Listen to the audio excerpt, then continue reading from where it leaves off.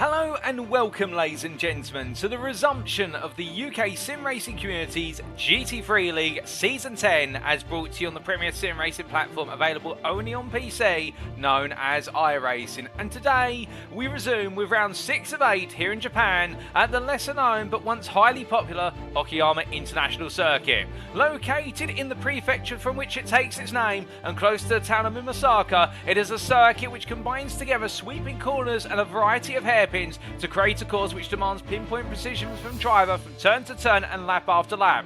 Whilst perhaps not well known in the international sphere compared to its heyday 30 years ago, it is a circuit that's widely regarded as a high challenge in Japan, and where it be domestic series or international series include Super GT, which continues to visit the circuit year in year out, it is a circuit that will put our drivers to the test. And with 3 drivers championships all wide open at the moment, from the elite class through to the pro and the AM classes, this could be a round that definitely determines how the momentum is going to sway going into the final 2 rounds that are only weeks away. But as we get ready to go racing today in Japan, welcome to you all tuning in via the live broadcast on the official UKSimRacing YouTube channel. Indeed, if you go to youtube.com and search for UKSR or UKSimRacing, you can tune in there. And if you're not subscribed currently, why not do so today to stay up to date with all of our latest broadcasts of our series. But in the commentary booth, you have myself, Paul TX11 Walsh, also known as Britain Spit, depending on what media you follow me on. Now we're bringing you all your racing action tonight, and indeed over the entirety of the season. And what a season it has been thus far, and we've still got a few rounds to go, and I'm sure we're going to see plenty of championship drama before it's all said and done.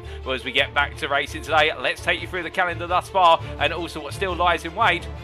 And we can see we started off all the way back on the 2nd of April in Austria with the Red Bull Ring in round number 1. Of course, with the 6 sprint round and 2 feature race format carrying over from previous seasons, it was much the same in terms of the format perhaps, but our drivers immediately having to take to the test of the extended straights and heavy braking zones of the Red Bull Ring. And of course we saw the legendary triple overtake, or the double overtake I should say, but the trio of drivers battling the way up towards turn number 3 in the elite class, with Jacko Taylor coming away the victor there for Tiki Sim Sport.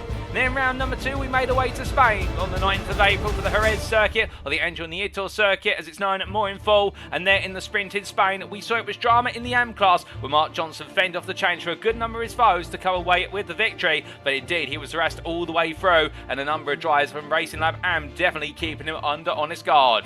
Then round number 3, we went our way over to the United States of America, to the state of Michigan, for the street circuit of Detroit, now no longer in use by IndyCar, but previously used and known as Belle Isle Park. And there at the Grand Prix circuit on the 16th of April, we saw sparks fly across all 3 classes, and with the tight and narrow corners being in contrast with the open straight, it was all about battling into the heavy braking zones, and whilst it was tight with the walls, we mostly got through it unscathed with regards to major incidents. Then round number 4, we made our way to Germany to conclude the first half of the season, well, first feature race of the season at the full 24-hour Nürburgring Gesamtstrecke layout, also known as Nürburgring Combined, and of course in homage to the recent Nürburgring 24 hours as well, which has occurred as of this weekend. And the 23rd of April definitely saw sparks fly, and the unexpected win in the elite class of Sam Congreve, which really took everybody by storm. Then we had our first break week, and we returned back on the 7th of May for another visit to the United States of America, but exchanging the state of Michigan for the state of Wisconsin. And as we get ahead of ourselves there, our drivers made the way ahead of Road America in round number 5, and in the picturesque countryside of Elkhart Lake, we heard the roar of machinery, and it was Håkon Grebstad who became our 5th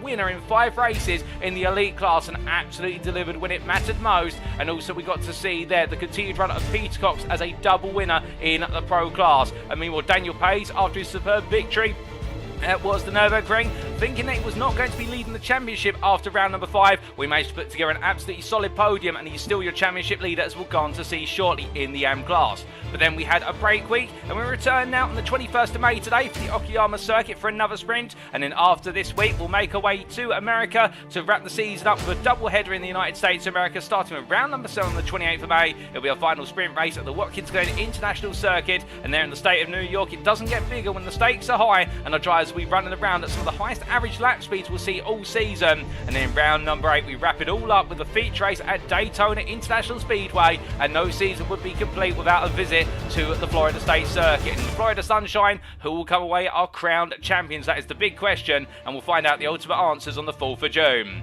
But as we make our way into tonight, let's give you a reminder of the championship standings. Of course, we missed those at the end of the round 5 broadcast, so we want to make it up to you by showing you how the championship stands after 5 rounds. And we can see, starting with the Elite Drivers' Championship, Håkon Grebstad there for Indian Motorsport leads the way by 6 points, with all the scores now accounting for both drop scores, i.e. dropped feature round and also the drop sprint. But in fact, we have made it now, so it's a double drop across all of the rounds, whereby our drivers will lose their 2 lowest scores in any given round, given the fact that all points are now equal in the sprint and the feature. So therefore, Håkon Grebstad leads by the 6-point advantage, and Empire Motorsport A Sam Congreve in P2 will right now finds himself there in a solid second place, 113 points, and it looks as though between the two of them they'll try and stay clear of the rest of the pack that is pursuing them. In P3, we have Nick Wren for UKSimRacing Corporate in the Audi R8 LMS GT3, and the thing about Nick Wren is he's shown great performances all season and a constant string of podiums up to a point, but he's not been able to come away with a victory. And could he become our 6th winner in 6 races for the elite class? Meanwhile in P4, Nathan Foster for Empire Motorsport B, only 2 points behind there in the Porsche, and always one to watch out for, the wily Porsche driver, with Travis Wallace completing your top 5 for UKSimRacing Tour in the BMW M4 and 90 points. You can see that Wallace, meanwhile, is between a rock and a hard place. 8 points off of the top 4, but in return 6 points clear of the battle behind him for P6, with Alexander Hill and Martin Tilling and Mark Davison all on 84 points, but Hill ahead of Tilling, ahead of Davison based on result countback. Next, John Eddowes and Darren Norquette will complete your top 10, when Norquette continues to build momentum for racing forces, and best the rest in P11, just behind him by 2 points is UKSimRacing Kibby's Ryan Davies. Philip Schwerke in P12, a championship contender at the start of the season, but we haven't seen him in the last 3 rounds, and we do miss seeing the green Porsche make its way out of the circuit. And we wish all the best to the German if he's not able to make it back for the remainder of the season, but we hope to do see him in the 63, with Joe Newman in P13 for Empire Motorsport A, ahead of Jacko Taylor and Carl McGuirk completing your top 15. And then Shelford Hitchin, Alvaro Marinero, David Flanagan, Cy Anthony and Austin William Campbell, who complete your Elite Drivers' Championship standings. But as we then come to the Pro class, meanwhile, we can see Peter Cox leads the way by 3 points. It's a tiny deficit between the two of them, and right now Nathan Scott battling uphill, given the fact like those drop scores become ever more harmful as the time goes on. But with a double win in succession now, Peter Cox will feel for UKSimRacing Moss that this championship is starting to go his way, and he'll want to try and put his foot on it today to make sure going into the last 2 rounds, Nathan Scott's got the hard work to do and Peter Cox can take his foot off the gas. But conversely, the Empire Motorsport B driver of Scott will know he's got to bounce back here, and his target will be to simply win, and if he can get it done, then he'll put them back on parity. David Larson in P3 leads the way in a close battle for P3 between himself, Darren Sharples at 106 points as well, and only behind based on result countback, and Thomas Aspel, who is in P5 by a single point behind. And these 3 drivers are all vying for potential victories, and you can imagine that if they're able to take a win off of Scott and Cox, they may end up bringing the top 2 back into a 5-way fight for the championship win come the end of the season. Matt Strand in P6 at Racing Lab, and behind his teammate Aspel, with then Brandon Hay P7, and it's Richard Jones, Oyvind Breivik and James Rankin who complete your top 10, with the CHR Motorsport driver 2 points clear of best of the rest, Rob Armstrong for UKSimRacing Hunt. Armstrong only ahead of Pimley, Ollie Pimley that is, based on result countback, who's in P12, with Casper Brockner, Tony D. Hobbs and Paul Robson completing your top 15, and then Billy Bob Ray behind Robson based on result countback, but the Empire Motorsport B driver well clear of Eric Rozev, with Darren Fellows and Daniel Merchant completing your pro standings. We then come to the AM class, and here in the lowest class in terms of the natural pace of the drivers, it is by no means less of a championship battle, and you can see that Daniel Page, your championship leader for old dudes in cars, by 2 points currently in the Mercedes AMG versus Mercedes AMG rival for UKSimRacing Moss of Mark Johnson. Daniel Page seems to have fortune guide his way, and also he's absolutely delivered at the highest tier in this class, and Johnson, who was one of the favourites at the start of the season, a couple of penalty points plus also some incidents, particularly last time out of Road America, have cost him dear and now put him in the pursuit. John Doe as well, a championship contender for Tiki SimSport Gibby. He's in P3 on 112 points and looking to potentially add another win to his card today to make himself right up there inside that top 2. And then Stein Arsani a further 8 points behind. And the key thing about the Racing Lab and one driver, he's yet to pick up a win, but we know he's got race winning pace. He has been there on multiple occasions, and most in particular at Jerez in round number 2, where he was harassing Mark Johnson for lap after lap, only to spin himself through the tight corners. Or can the Racing Lab and one driver finally put himself on the top step tonight? Matt Maddox of BDM Racing 2 points behind there, and we can see the battle right now for the top 5 is in fruition, with Stephen Andre Livingston only a further 4 points behind, and the same for James Connolly, the privateer, who's only behind Livingston based on result countback. Satinder Deenza in P8 for T SimSport Corpa, a further weight 16 points off of the top 7, and he'll be looking to keep Marvin Cruz and Simon Hartley at bay today inside that top 10, with Joe Pinder outside the top 10 by 4 points, best of the rest for Ignium Motorsport. And then Frank Klein, Jack Wynn and Thomas Barge at P12 through to P14, with Frank Klein having an absolutely monstrous performance at Road America and really delivering on his home territory, with the TE SimSport tyre driver picking up 41 points, almost the full haul in a brilliant drive. Then we see in P15 John Aldridge for Revolution Sim Racing, keeping his hunt on there for a potential shot at a top 10 finish on 46 points currently. 10 points to Matt Edmondson, who we're not expected to see today due to personal circumstances, but we wish him all the best in privateer. And then Tony Bradley, Eric Stegen, Ben Watkinson and Baz Meacham complete your AM standings. And finally coming to the Teams Championship, we can see that UKSimRacing Moss lead the way on 232 points to Empire Motorsports B 211. The gap between the two of them now standing at 21 points. It sounds like a lot, but the swing between the rivals continues to go back and forth. And could we see UKSimRacing Moss finally take the momentum in hand and break away today? Racing Lab and one in P3, that only 2 points clear of TQ SimSport Gimme in the battle for third place, with Racing Lab and further 5 points behind, and old dudes in cars in hot pursuit. But Ignium Motorsport and Empire Motorsport A share 179 points, but it's Ignium Motorsport ahead of Empire Motorsport A based on result count back in the battle for P7, with TQ SimSport Copa and UKSimRacing Hunt completing your top 10.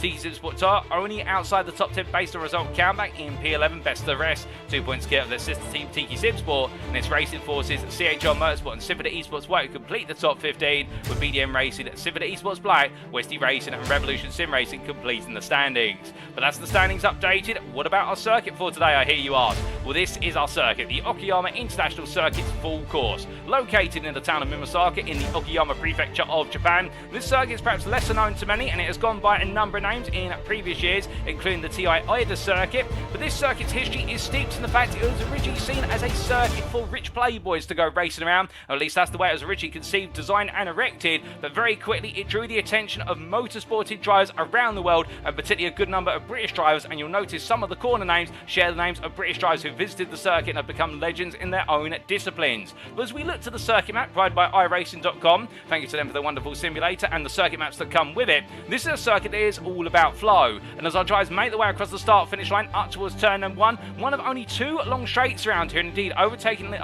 opportunities on the straights will be rather limited. They'll find their way into first corner, appropriately named at turn number 1, before switching back into Williams corner at turn number 2. There are more open corner and corner exit. They'll charge the way for the Sir Stirling Moss S sequence at turn 3, before heading up into Atwood curve at turn number 4, which is a major gradient change beyond the apex, and then they'll head on to the back straight. The back straight being the longest straightway on this circuit, and as they head down towards the hairpin at turn number 5, the circuit will tighten very aggressively. Whereas they come through 5, it's a quick switch back into Revolver at turn number 6, and through the double left of Revolver and Piper at turn number 7, they'll charge up towards Redmond and Hobbs at turns 8 to 9. We see the left-right hairpin complex elude out to Mike Knight corner at turn number 10, and it's the drop through last corner at turn number 11 to complete the lap and start it all over again. So flow's going to be critical, and I think track position as well in qualifying may just give a driver an edge if they're able to put themselves on pole in their class. We'll have to wait to see how it plays out in practice. As we give you a quick reminder of the rules, in terms of setups, drivers are not permitted to change the car without penalty. Indeed, that rule came into place earlier in the season after the allotted leniency window, and car fuel load shall be restricted to 45% for all races. Qualifying wise, a closed qualifying format shall be used where all the drivers take to an isolated instance of the circuit, and drivers shall have 4 laps or 10 minutes to set their best possible time, whichever one expires first. And we expect it will be based on laps rather than the 10 minutes, given the fact the lap time around here is just underneath 1.5 minutes for our drivers. Now going on to the races, in general the races shall commence by a double file rolling start, as is the tradition of the GT3 League. There are no mandatory pit stop requirements, but we are expecting there to be a pit stop in this sprint race unless a driver can fuel save a large amount to get to the end unscathed on fuel capacity, and each driver has 1 fast repair available, and all race journeys shall be conducted post-race. In terms of sprint races specifically, a driver shall receive a drive-through penalty if they accumulate 17 or more instant points, and they shall be disqualified from the race if they accumulate 25 or more instant points. But that's enough rules, regulation, everything in between. I know what you're all here for today. You're here for the racing, and as we make our way back to our live pictures, let's take you through your schedule for tonight. Times in British Summer Time, that's BST or Universal Coordinated Time +1, UTC +1. And as we can see up there, in just over 5 minutes time, we'll head into the 10-minute qualifying session where all our drivers will be out on that isolated instance of the circuit, looking to do their utmost to put themselves right at the front of the field, and then we'll make our way to the grid for our one and only race today. It's the 45-minute sprint, and that'll be at 8:10. But as we get ready to go, it's an ambient temperature currently of 18 degrees centigrade, but in sharp contrast, a track temperature is up to 46 degrees centigrade already. Well, my goodness, this track not losing any temperature. If anything, it's absolutely boiling on the asphalt, and that will definitely have a major factor on tyre wear for our drivers as they make the way around. And given the fact this circuit is very heavily focused on right-hand corners, those left side tyres are going to be absolutely abused come the end of it. But as our drivers get ready to go racing, we do look down to the circuit side, and here is your elite class leader of Håkon Grebstad from Ignium Motorsport, and as the Norwegian makes his way through turn number 5, getting himself comfortably set in the number 37 car, and can he make it a double win? That will be the challenge that's confronting him as of this round. As he comes on through and up towards the run towards turn into 8 and 9 with the Ignium Motorsport driver here in the Porsche. We are expecting the Porsche to be a very strong car here, given its tendency towards preferring circuits which are all about low to medium speed corners and rapid fire direction changes. It's not a strong car in terms of top end speed, but around here we haven't really got any straights which enable cars to really utilise their 6th gear to a major extent. So this could be the place where the Porsche already proves pivotal, and will Ryan Davies right now prove it to be quite the equal of Håkon Grebstad, it must be said. But this is practice, of course, we can't read too much into it. It's just an indicator of what pace may be coming the way. But as we look from our elite driver, I should say, and look to our pros, here's Thomas Asphaug as he makes his way on through their turn number 2, and up towards turns 3 and 4 he goes in the long line approach, and going through the Sir Stirling Moss S here, the Racing Lab AM driver. Well, he'll be firing on all cylinders today, 9 to try and make a win come his way, and that'll put him right back in the championship hunt in the pro class. But we can see a variety of drivers there all finding the rhythm, and we are expecting the mid-engine rear-wheel drive machines to go very well here compared to the front-engine rear-wheel drive machines. So the Mercedes and the BMW, they may struggle to a degree given the fact they do lean less into the corners in terms of their abilities naturally compared to the mid-engine rear-wheel drive machines such as the Ferrari, the Porsche, the Audi. And well, that's for the simple reason that when you have got the engine behind the driver rather in front of the driver, the car naturally wants to rotate more, and this circuit is all about rotation and positioning. But as we look from Asphaug to Eric Røslev here, the Racing Lab driver making his way on around there, entering the series as a privateer in the 42 car from Norway. And and as he makes his way on through there, what is turn number 7, getting himself composed in the McLaren MP4 12C by a limited number of drivers bringing the McLaren. It's a bit of a unicorn car, but it's always great to see it out there, albeit a car that by nowadays standards is redundant, having been superseded by the McLaren 650S, which has subsequently been superseded by the McLaren 720S, and now the 720S Evo, competing in the latest rounds of GT3 Championship Racing in 2023, but still a throwback to the old bi-turbo V8 engine of the McLaren MP4 12C, and it's great to see Rosev keeping it alive. But as he makes way around, we do have one newcomer for today, and that is Rhys Saunders, the number 64 driver from Team Year 1, entering the series as a privateer, as we're to understand it, and you'll see him competing in the elite class in the Mercedes AMG 2020 Evo machine, and we look forward to seeing how he gets on. And I've had the pleasure of watching Saunders race in other series, particularly in Clio Cup racing, and I can tell you he is very feisty when it comes to overtaking. He races fairly, to be fair. It's not as though he gets his elbows out too aggressively, but he knows his limits, and he also knows how to put up a good fight, and I can imagine he's definitely going to be taking the fight to a good number of his peers to try and assert to them the fact that he deserves to be in that elite class, and he wants to establish a reputation from the outset there, so that way, if he's back for season 11, he can definitely start to put a championship campaign, because he's joined too late to become a potential championship contender, but you never know, he may still have some sway over how the championship plays out come at the end of the day. But as he heads on through, he's the only newcomer for this round, as we're to understand it, and making his way up towards turn number 4. Well, meanwhile, we look to our fastest AM driver out there at the moment, Mark Johnson for UKSimRacing Moss, and the 44 driver here, well, he's up against it today, given the fact that he is currently chasing Daniel Pace in the championship, with Johnson currently the fastest driver out there in the AM class, and a 28.678, 3.5 tenths faster than Daniel Pace. But again, practice is only an indication of what could be coming. When qualifying actually plays out in practice, that's where we will see those times. It does truly matter. But Johnson here wrangling the Mercedes on around. Pace doing the same. He's currently in the pit lane. But as we look from what is Johnson to Jack Wynn, and Johnson and Wynn having a bit of a coming together at Road America on the final lap into turn number 1, if we cast our minds back correctly. But the 420 driver here from Westy Racing made his way down the start-finish straight. The BMW M4 driver, he won't be thinking back about that. All he'll be thinking about right now is what he can do when he goes racing today. We saw some great racing just outside the top 5 and into the top 5 at Road America from the 420 driver, and I expect we're going to see more of that today, as right now he's only 1,000 for Sani's P6 time, and a further, what is there, half a tenth of Marvin Cruz, and we definitely do have a top 5 battle on our hands in the AM class. But looking from Wynn back up to Nathan Foster here in terms of going from our AM to our lead driver. Nathan Foster, the Empire Motorsport B driver, getting himself set here as he rolls his way through turn number 9 and in towards 10 and 11 very shortly. And again, that Porsche's rotation really critical. It's one of those cars which really has a destabilised rear end. That's how the car gains all its speed. You let the car drift into the corner, and you have to manage that natural oversteer, the tendency of the car to wobble through the corners, and get it right. You'll be carrying at least 2 to 3 miles an hour more exit speed compared to your rivals. Get it wrong, however, and you may find yourself in a spin, alternatively losing a lot of speed as you have to try and bring the car back under control. But as Foster makes his way onto his final practice lap, we'd just like to take a brief moment, ladies and gentlemen, to remind you that if you have been tuning in for sometimes the UK Sim Racing broadcast, did you know that you can support UK Sim Racing via our affiliates?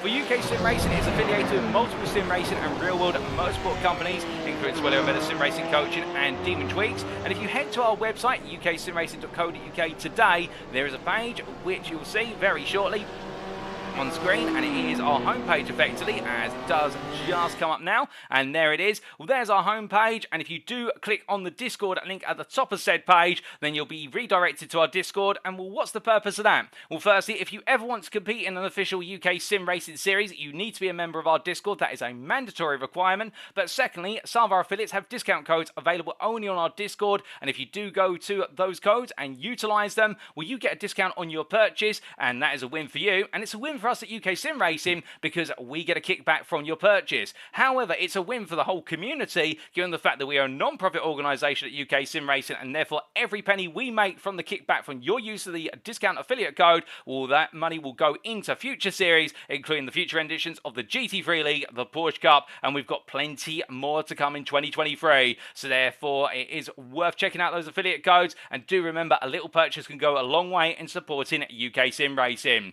But I can tell you one thing that is going to go an incredibly long way right now, given those temperatures out on circuit. It is a good qualifying lap, and we are into qualifying 10 minutes, and here we go as our drivers make the way out of the circuit, and who is going to be on pole position in their respective classes, and how will they all factor together overall as well? That's a big consideration. Indeed, we saw at Road America last time, it got very feisty between our pros and AM drivers in the midfield, where we had a number of AMs really pushing beyond the pros. And could we see more of that today? Could we see the pros intermingle with the elites? Because of course we do have inter-class racing as well as class-specific racing, albeit there's no overall championship, there's only class championship, but some of our pros do like to put one over the elites, and the same for the AMs on the pros, albeit there's only pride on the line there. And as we do see Nathan Foster making his way out of Atwood Corner at turn number 4, well, meanwhile we look from him to John Eddowes, the UKSimRacing driver in the number 70 BMW M4, rising his way out to the right-hander, and will get himself set here for his first qualifying lap. But meanwhile, we have got drivers already making their way onto their first laps, including Alex Hill,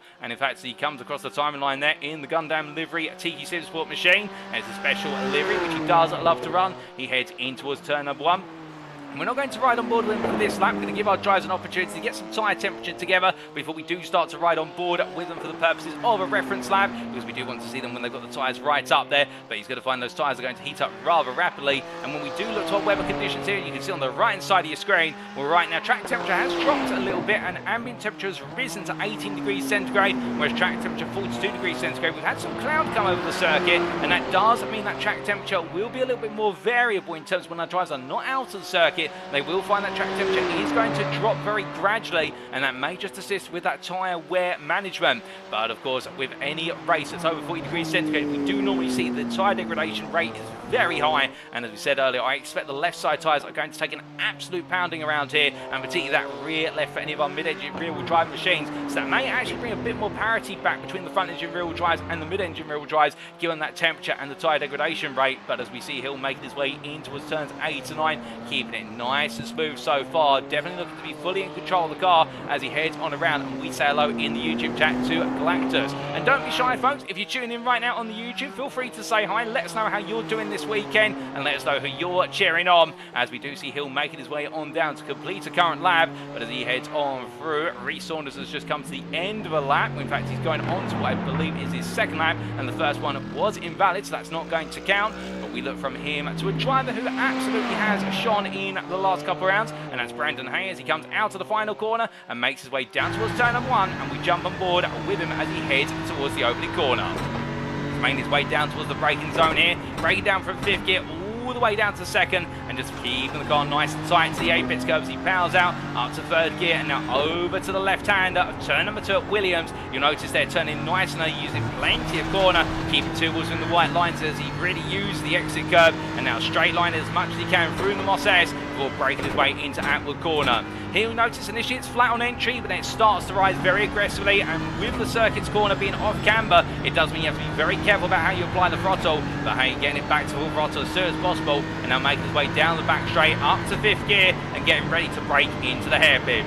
He'll look to the left-hand side for his brake marker, braking out 90 metres from corner apex all the way down to 1st gear as he clears the corner and brings it immediately over to the right for Revolver into turn number 6. There, clip the apex curve, back on the power, use the exit curve space to your advantage. Now into turn number 7, 2nd gear again here, balance the car, straight line out, a little bit of a wobble there, some oversteer creeping in on power, and as he comes into turn number 8, braking out the 50 metre wall, coming all the way down to 1st gear, gets a nice late apex, get on the power, bring the car over to the left-hand side for turn number 9, put it in the middle of the road as he comes to the apex curve and then power out in 1st gear, and finally he can go back to 2nd gear and in towards turn number 10 in 3rd.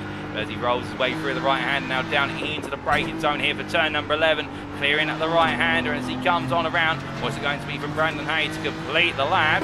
Or as he comes to the timeline very shortly, we'll get to see that time on the board, but it's a quick fire lap from the Newbridge Esports driver, and will that one being for P4, and what was a 1:28.77, a nice lap there, but it is 8.5 tenths off of Eric Rose this time. The pro driver right now absolutely flying in the McLaren MP412C, and we'll have to see where that puts Rose versus his peers, but Matt Strand at 4.5 tenths off, but we are already seeing some lightning times come through. But in the AM class, meanwhile, it's looking very close at the front of the field.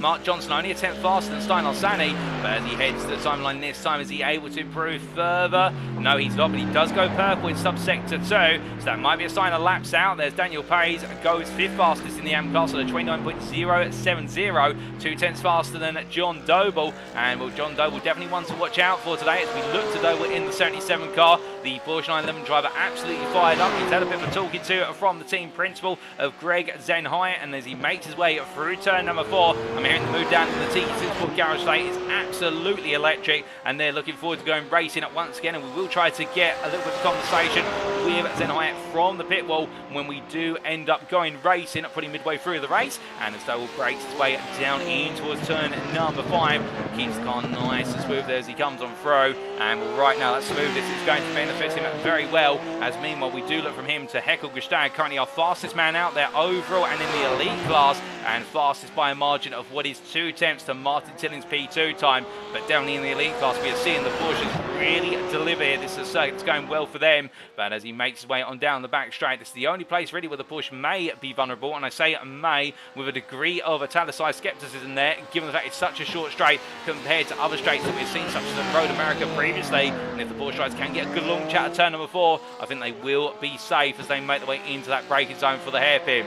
But as he comes on down here on his 3rd flying lap at the moment, they only get 4 laps, remember, or 10 minutes, whichever one passes first. And as soon as we get to 10 minutes on that timer at the top of your screen, qualifying is over. If a driver is on a lap, that lap is aborted, and they're taken immediately back to the pits before going to the grid for the race. And Grebstad right now keeping it nice and smooth as he connects the dots there between the apex that turns 8 to 9, and down towards 10 he goes. But as he does, we do look from him to Marvin Cruz, who crosses the line. And well, here as the Porsche driver heads on through, what's it going to be? He's currently P8 in the AM class, so I think it's going to be a major improvement. It is. He moves to a 28.918. He puts himself P4, and that is 3.5 tenths now off of the pole lap. Mark Johnson, still time out there for Cruz. He makes way into his final flying lap. Darren Sharples goes P4 in the pro class, but how does it all fit together in terms of the overall standings, I hear you ask? We'll look into your time screen there. You'll now notice that we've merged them all together. The elites with the orange sash, the blues representing the pros, and then the greens representing the AMs. And right now it's the top 3 of elites, but then we have Eric Rosev P4 there, our leading pro driver,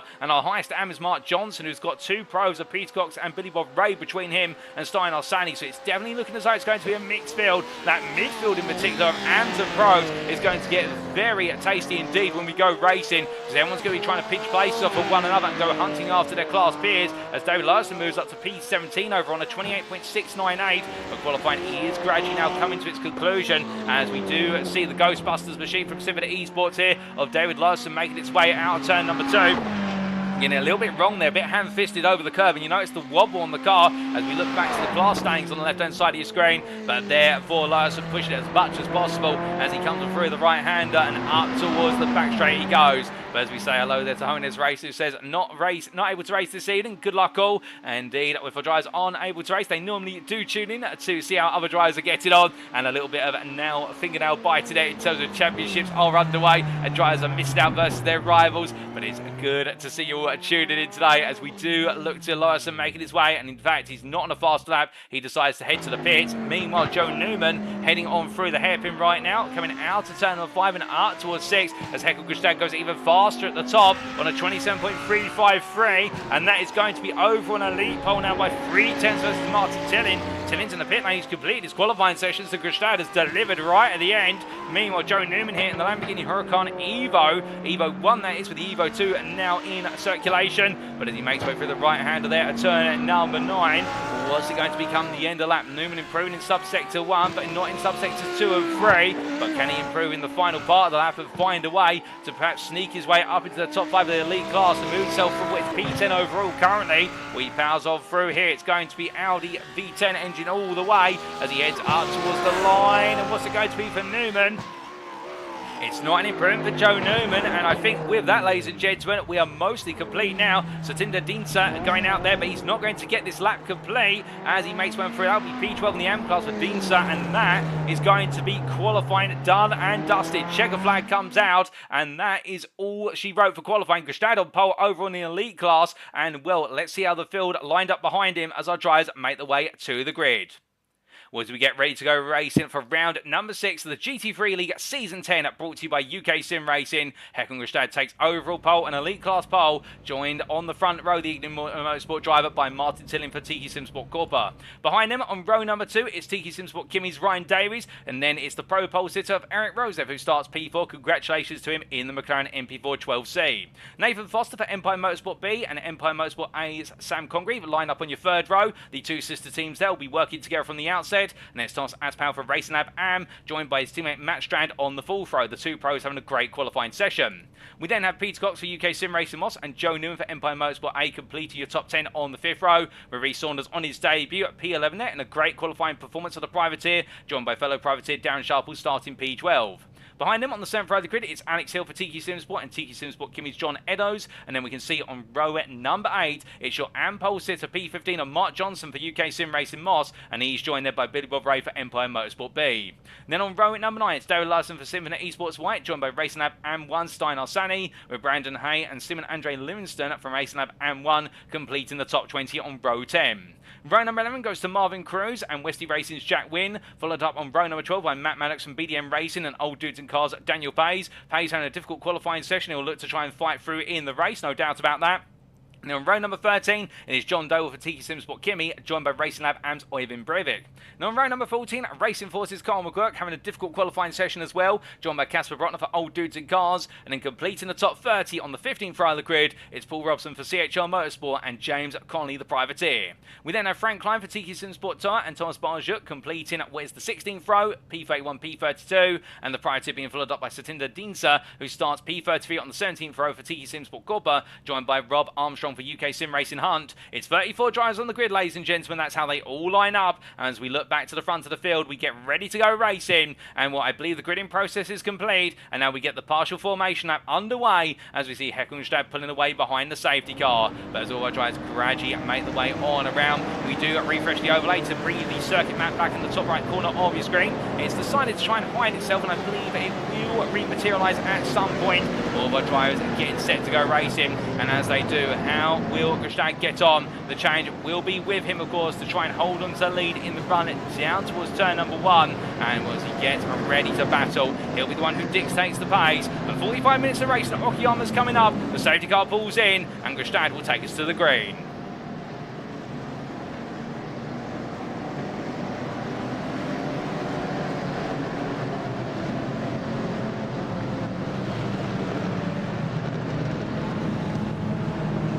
And as they cross the line, it's lights out and away we go for the 6th round of the season as Grebstad gets us underway. Everyone charges down towards turn 1, but we've already got a battle side by side between Martin Tilling and Ryan Davies. The two TKSimSport drivers make contact into turn number 1. And as they come on through and up towards 2, everybody clearing the opening quarter so far intact. But that Reece Saunders trying to take a pop there, one of the Racing Lab AM drivers, as meanwhile Joe Newman trying to hold on to P6 here as they come through turn number 2 and in towards the Moss S they go. Battling side by side here with Thomas Aspal, who's made a couple of places already. Joe Newman's also fluent off the starting line, and he gets ahead of Aspal as they head in towards turn number 4. Around the outside he goes, the Empire Motorsport A driver here keeping his cool and carrying on as he powers down the back straight. But as he does, I think that he's got a slight slowdown in terms of the speed he's carried out the corner. He's under pressure. We've got an instant further back. We've got a car in the middle of the road, and that's Billy Bob Ray, and I believe 2 cars have gone into the back of him as Newman here in to defend on the inside versus Aspal. Peter Cox gets in contact with Aspal as they come into the hairpin, and it's all going wrong in quick succession down the back straight and into the hairpin for the first time of asking.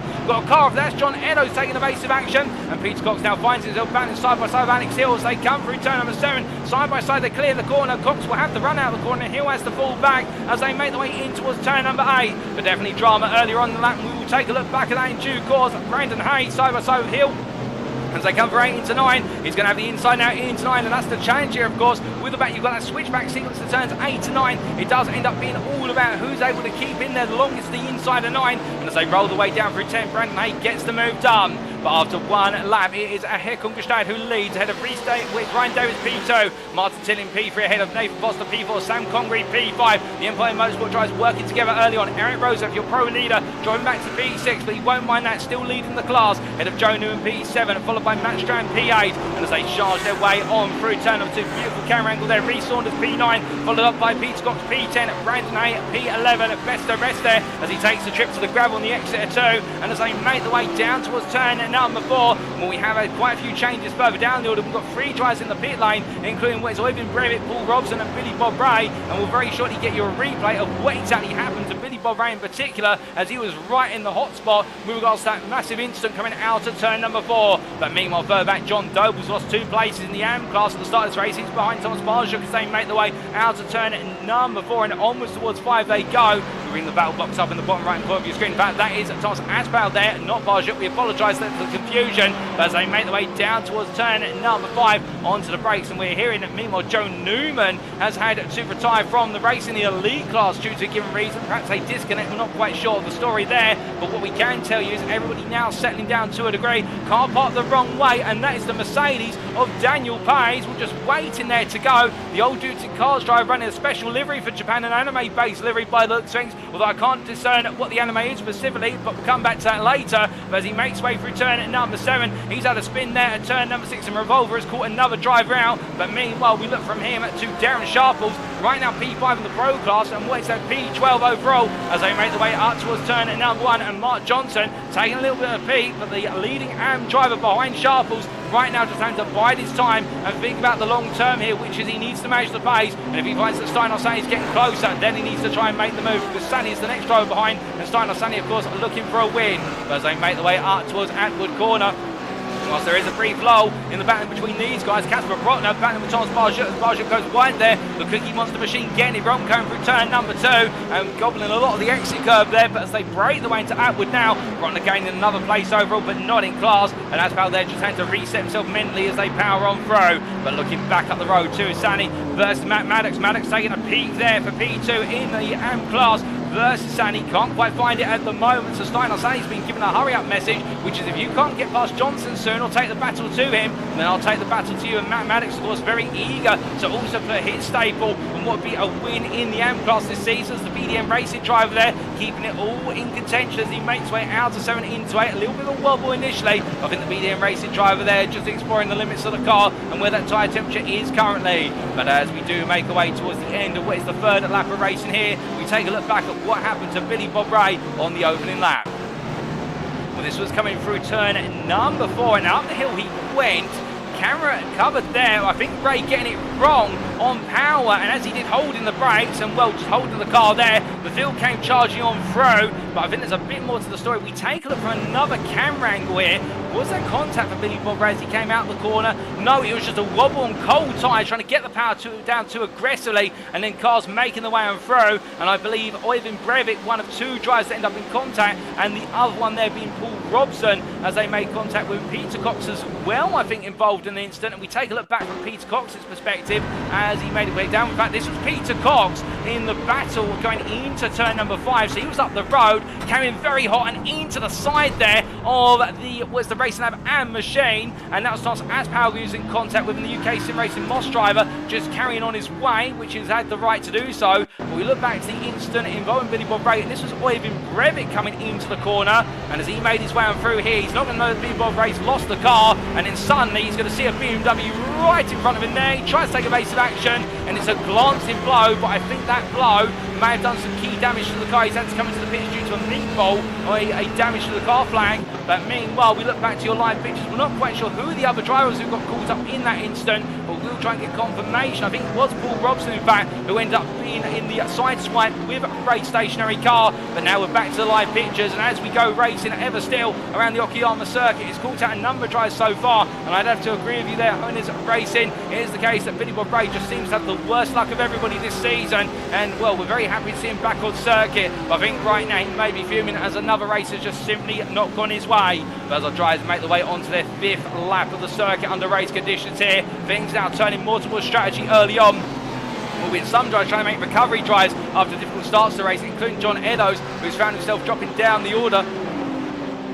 We're dropping down the order overall, but not in class. In fact, gaining 1 place in the elite class as he makes his way up towards turn number 4. But he wants to pick his way past the likes of David Larson and Matt Maddox in front. And it was the Steinar Sani to go hunting after Reece Saunders. Saunders, the next elite driver in 13 overall as they power their way on down the back straight here and in towards turn number 5 at the hairpin. But here's the problem, of course, when you've got all that engine power on the BMW, but you haven't got a long enough straight to be able to use it. It all comes down to cornering, and I wonder if we will see quite a few drivers opt for an undercut strategy or look to do the opposite of what everybody else does in front of them, as meanwhile Thomas Aspal now start his recovery drive. First target there, Frank Klein up the inside of the Yam driver, gets it done, and Klein, they're not fighting it too hard, respecting the fact they're in 2 different races and both working towards their own ambitions. But as Aspal makes his way through turn number 7 and up towards turn number 8 he goes. The Racing Lab Amp driver a long way back from where he feels he should be, and I can imagine Racing Lab Amp may put in a protest after the incident on the opening lap. As he comes through turn number 8 and in towards 9, we look from him up towards what is Rob Armstrong, and I do believe in fact it'll be Rob Armstrong who's just behind, my apologies, and he's had a bit of a spin at turn number 8, and the UKSimRacing Hunt driver getting it wrong there on the curve at turn number 8 by looks of things. We haven't seen the incident, we've seen the aftermath, and now a long way down in P27, P9 in the Pro class, and the best part of it is almost 9 seconds off the Aspal in that charge after the P8 position. We're looking from him towards the back of the field, towards the very front of the field. And this is Ryan Davies and Martin Tillin, the 2 drivers from Tiki Simsport, who were battling into turn number 1. We saw contact between them into the opening corner after Grebstad's brilliant start to the race. And as they head on down, well, Davies will be on the outside. Tillin looking up the inside. This is going to get very contentious between the two. I think Tillin's trying to say to Davies right now, look, I know we're both from the same outfit, but you've got to get a move on here because I've got more pace. And, well, will Davies respond? Will he let it go?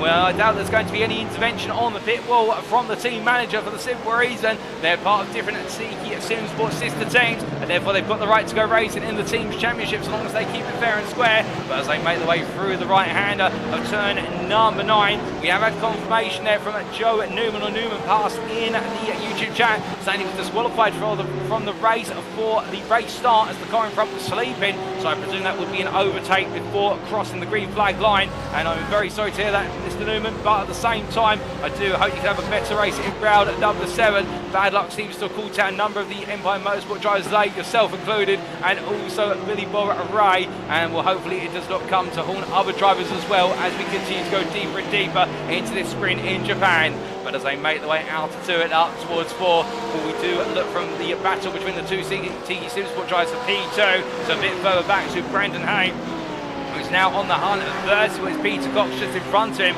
as they make their way in towards turn number 4, and Will Cox here trying to keep the momentum ahead as they break their way into Atwood Corner. Now the problem here, of course, for Peter Cox is his target will be just to hold on to this position, because if things finish as they currently stand in this race, he will gain in the championship ever still. So he does not want to overstretch this, but at the same time he will also want to try and go hunting after Strand and Rose, to try and gain some more points and try to put the championship out of arm's reach for Nathan Scott come at the final 2 rounds. So Cox right now in a bit of a rock and hard place situation, which is he does need to act as a bit of a rock versus Brandon Hale, will take points off him, but at the same time he's hard stuck with regards to trying to chase after the top 2, who seem to be in a world of their own. But to be fair, the McLaren of Eric Rosev has been looking extremely strong all day today, and Matt Strand as well has really come alive. So this could be right now what Peter Cox is battling for. It's effectively the best result he can achieve here, presuming he's not able to pull some magic out with regards to strategy. But as they come through turns 8 to 9, Brendan Hay right there, and Hay trying to follow up was one of his best performances of the season at the Nürburgring and also Road America,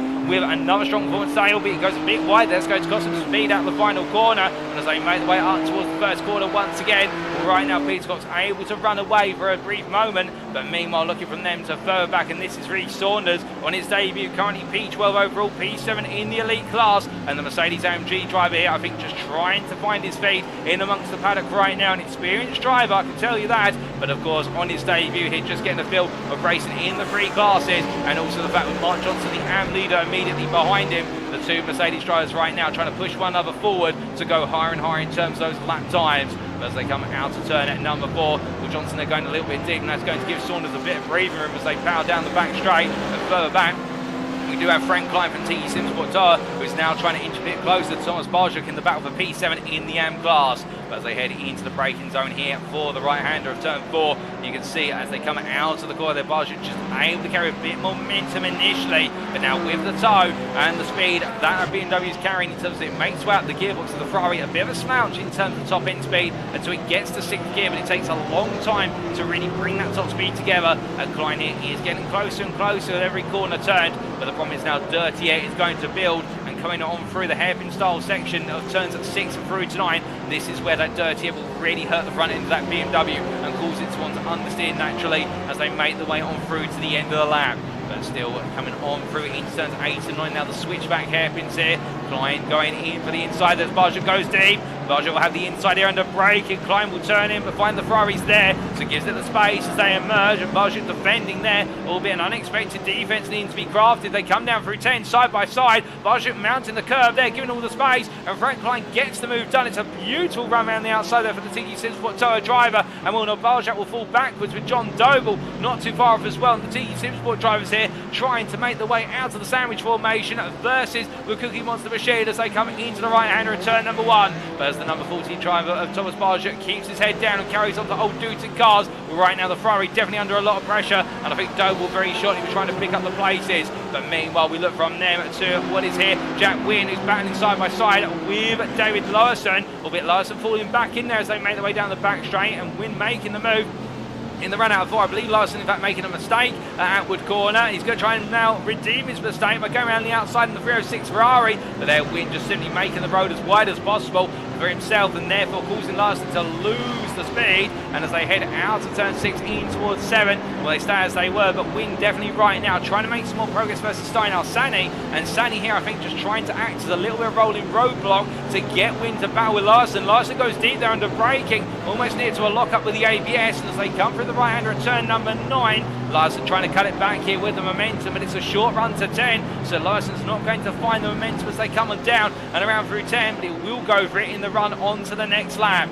But as they clear turn number 11, we jump on board with the V8 powered 488 Evo Ferrari as he makes his way up through the gearbox here, and you can see how Wynn being so close to the rear of Sani's car, just able to gain a little bit more in the toe as they exit the corner. But this is where Larson will now carry a bit more speed as they go through the sweepers of 1 and 2. The Ferrari just naturally catered more towards these switchback style corners, fighting with the steering wheel there as we see Sani going a bit deep. Larson on the power, getting a bit of understeer creeping into the car there. The dirty in front will not be helping, but Wynn all over the back of Sani as they break their way into Atwood corner. Side by side they go in. Larson will try to pounce on the inside here, but Sani closes the door, but he can't quite close enough as Larson bats power oversteer. It's going to be a drag race down the back straight between the Ferrari and the BMW. The BMW will get ahead, but the Ferrari most critically is on the inside and will have the brakes to battle the BMW. It's one of its weakest parts of the BMW is the brakes, and as they come through the right-hander at turn number 5, David Larson picks up the place after Wynn was able to get the door open for him at Atwood corner. But as they head down through turn number 6, Revolver cleared, and into 7, brilliant battling between the pros and the AMs,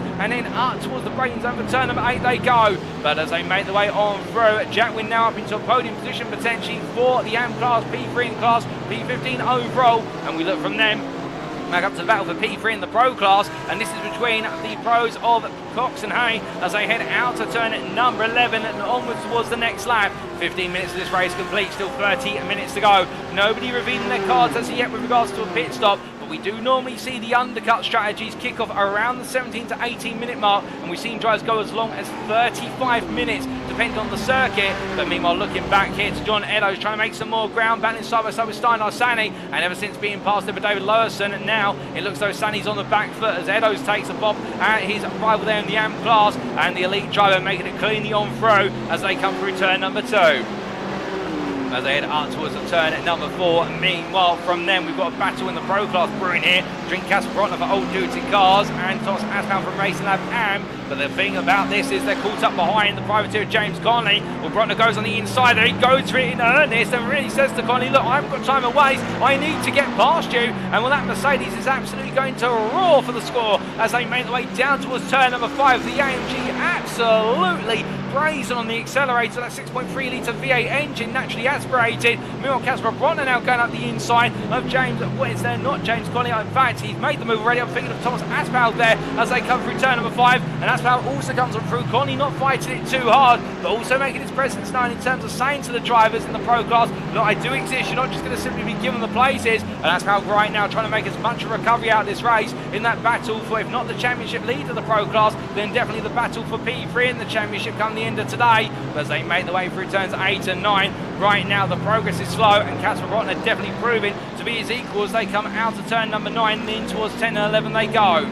But coming on down towards the end of the lap, we ride on board and look back from the rear of the Mercedes of Casper Brotner, and you can see it's not in the corners where the Mercedes is able to gain. In fact, through the corners it is slower by at least a tenth on average per apex, but where it's able to hold on is on the straight line runs into the next braking zone, and Brotner just able to get that throttle together. But as we get a very close face up there of what is the Ferrari being piloted by Aspal, you can see as soon as they clear these corners, that's where the difficulties come. But Brotner there with a little bit of understeering to turn number 2, that's cost him. But now as he can just put the pedal down and go full throttle in the run through Moss S and up towards Atwood Corner, onto the brakes he goes once again. For Aspal, it's all about good run, but Brotner goes overly deep here, and the off-camber corner is going to catch the Mercedes out. Now Aspal does get ahead for now, but Brotner will be in the tow. He'll build up speed much more rapidly as they head on down towards turn number 5, but is it going to be enough here? I think Aspal's great run out the corner will keep him safe unless Brotner goes for it late on the inside. But let's say as they are.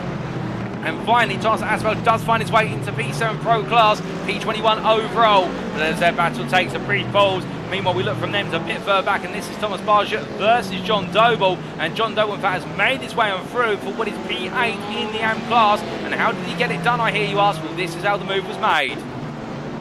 So as it's coming out to turn number 5 and into 6, and a little bit of a tank slapper moment there, or oversteer on power for Barger and the Ferrari, and the number 14 driver there just having to give way to John Doble, who saw the opportunity, went up the inside into Revolver and said, thank you very much, I'll take this if you don't mind. But as we look back to a live picture, still both drivers are trying to make headway in this race, no question about it, as they head down towards the next corner. And meanwhile we look from them to was your race leader of Håkon Grebstad. Well, he's in a bit of a lonely lead at the moment by 5.5 seconds clear of Ryan Davies, but Ryan Davies looking back here with Martin Tillin behind, and the two UKSimRacing drivers continue to run nose to tail here as they come down to turn 5. But I think now they may be both looking towards the strategy call rather than the racing on circuit. It's more of a strategic rather than a tactical run now as they come down through turn number 6 and in towards 7. But as they do, we've got a bit of drama flow down the road. Colin McGuirk has gone for a spin. He's into the pit lane. We're not quite sure what's happened, but we can give you an immediate replay of it as he heads on through. Indeed, making his way through Moss S, taking a lot of apex curve there at turn number 3, and the car getting unsettled and just coming loose, and well, oh goodness me, and we'll see Andre Livingston not knowing which way to go, and in the end with the Mercedes spinning on the road, well, McGuirk had his brakes on, but it was a difficult one for Livingston and picking the wrong way. But as McGuirk made his way to the pit lane, well, that's his race in arrears. And meanwhile we look back to your live pictures here and the ongoing battle for P3 in the Pro Class, or I should say the battle that's now seemingly calmed down for a brief moment, with the Newbridge Esports driver Brendan Hay, the privateer, still chasing after Peter Cox, albeit that gap now up to 9 tenths almost, whereas previously it was 4 to 5 tenths on average as they make the way onto what for them is lap number 14 in the race. But coming on through turn 1 and in towards 2, we do say hello to Billy Bob from Empire Motorsport, who clarifies with regards to the incident at turn number 4 in the opening lap that he got on the power too early and got a tank slapper, done best old brakes, but it wasn't enough luck. Only managed an hour's practice this weekend.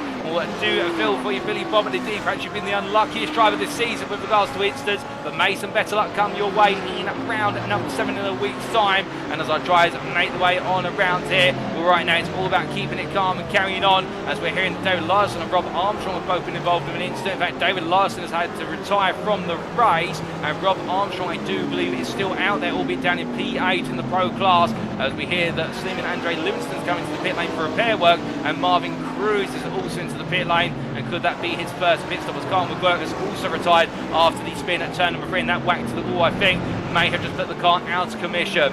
But as our drivers head on around here, we do take a look back at what happened to David Larson only a moment ago. Well, it was a mistake coming out the final corner, losing the rear of the car on the gravel, and then having to snatch at the steering wheel, but it wasn't enough. And for the Symphony Esports white driver, a nasty shunt to the tyre barrier, and that was it for the 306 machine. But as we return to your live pictures, ladies and gentlemen, we are at the halfway point of this race. Thereabouts as Peter Cox on the same corner gets it wrong. Turn 11 claims another driver, and the 68 BMW pointing the wrong way. And for Peter Cox, he gets the car off the road. And that may be a tow to the pits, given the fact you have to do an entire lap, and it is. So for Peter Cox, this is a huge change in the championship. What could have been an open goal today to increase his championship lead now has ended up in tears. And well, it's going to be for the Pro Class. We are going to see a potential new winner today, and it'll be Eric Rosev on Matt Strand, and Brendan Hay now up into P3 in class and could be on course for his first podium of the season. So it is going to be a day of first in the Pro Class for many a driver. But as the racing goes on here, good should. It's be Okayama. Well, we may have a depleted field. A number of drivers opting not to come to Okayama today, either due to the fact they've been tuned into the real-world Nürburgring 20,000, therefore timeless has been accrued. Alternatively, they've decided to use this round as a drop round. But either way, those on circuit right now will be leveraging the points that are available to them if they can keep it on course all the way to the checkered flag. But meanwhile, looking from our pro leader to our AM leader of what is Mark Johnson, well, right now 4.5 seconds clear of Matt Maddox, who's in P2 in the class. You see Maddox in the rear of the picture in the Porsche, but meanwhile Johnson getting closer to the back of Reece Saunders, and Saunders now I think starting to hit a little bit of a proverbial brick wall as he is getting closer and closer to the back of Sharples and Hill and Brandon Hay, and therefore this traffic jam, well, one of them's going to need to duck into the pits to try and circumvent it, but who will it be as Pete Cox leaves the pit lane, so he goes back out into circuit, and it's not a retirement for Pete Cox, but what it will be is a very heavily damaged aspiration to pick up some major points here today, and now he may just be fighting for the scraps. But as I head across the timeline here, our drivers are focused, make their way into the second half of this race now. 22.5 minutes complete, 22.5 minutes still to go, and will the Okayama circuit proving to take many a blow to a driver should they step 1 foot out of line, and everybody right now trying to keep their head down and carry on as best as they can.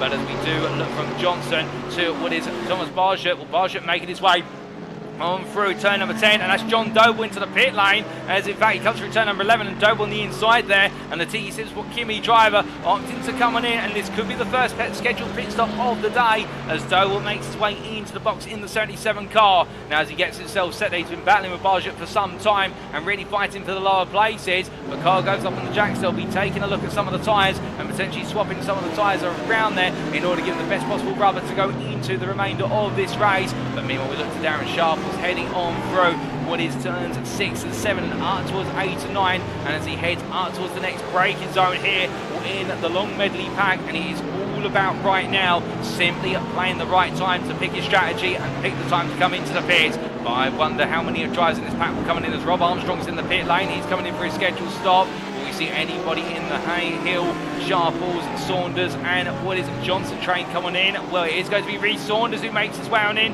hits the pit limiter line there as he comes on down. So Saunders designed to clear the pack and feels like he can make more progress than positive from Team Year 1 rather than sit there in the pack. But as they head on to the next lap, the remainder of his rivals will now for Reece Saunders. It will all be about has he made the right call, as this could put him out of the battle for P6 in the elite class when all is said and done.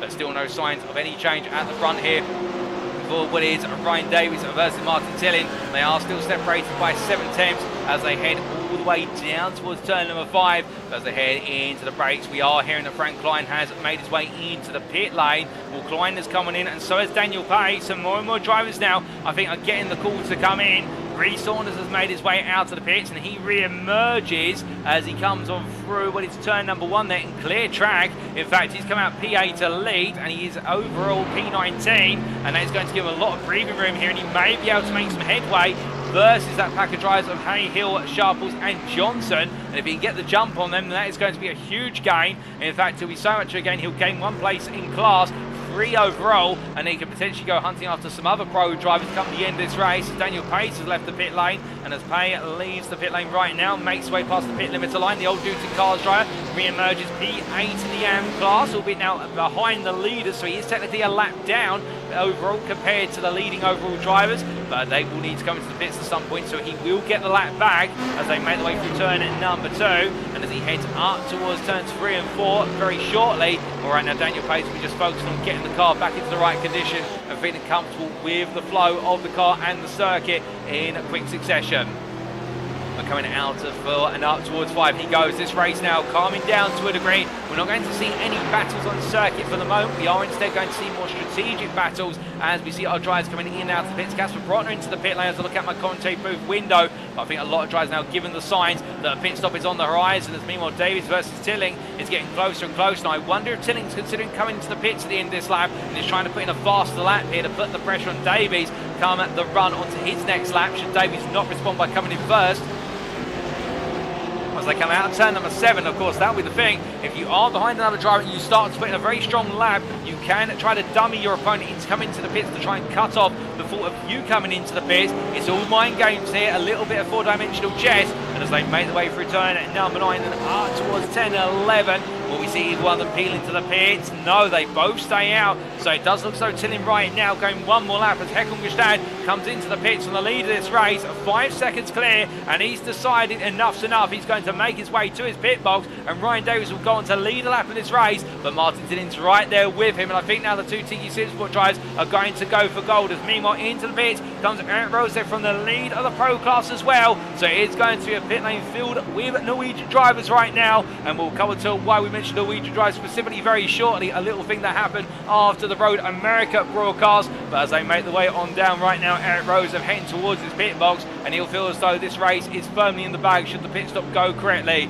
but as Håkon Grebstad leaves the pit lane, where does he re-emerge? He re-emerges behind Satinder Dinsa, who is a lap down effectively in P11 in the AM class, as they make the way on through. Dinsa yet to take his scheduled pit stop, and so therefore Grebstad will feel as though that pit stop will be coming in due course, and then it will be coming his way in return. But as he powers his way up towards turn at number 4, we have got more and more drivers coming on into the pits. We've got Darren Sharples and also Matt Maddox, James Colley and Thomas Bargett. Now Sharples is a key one here as he re-emerges. Reece Saunders has already got through, so Saunders is ahead of Sharples. The gain that Saunders has made is in the region of 7 seconds, and what a difference in stationary time there of what is 4 seconds between Saunders and Sharples, plus also an extra 2 seconds saved in the pit lane itself. So Reece Saunders making that pit stop count. He's got ahead of Sharples. He's still waiting for Aspal. In fact, not Aspal, we should correct ourselves there. He's still waiting for Hill, Johnson and Hayne to take their pit stops, as Brandon Hayne in fact has fallen behind Mark Johnson and Alex Hill on the last lap or two, so there's been a bit of a story there, but the key point is Reece Saunders has cleared one,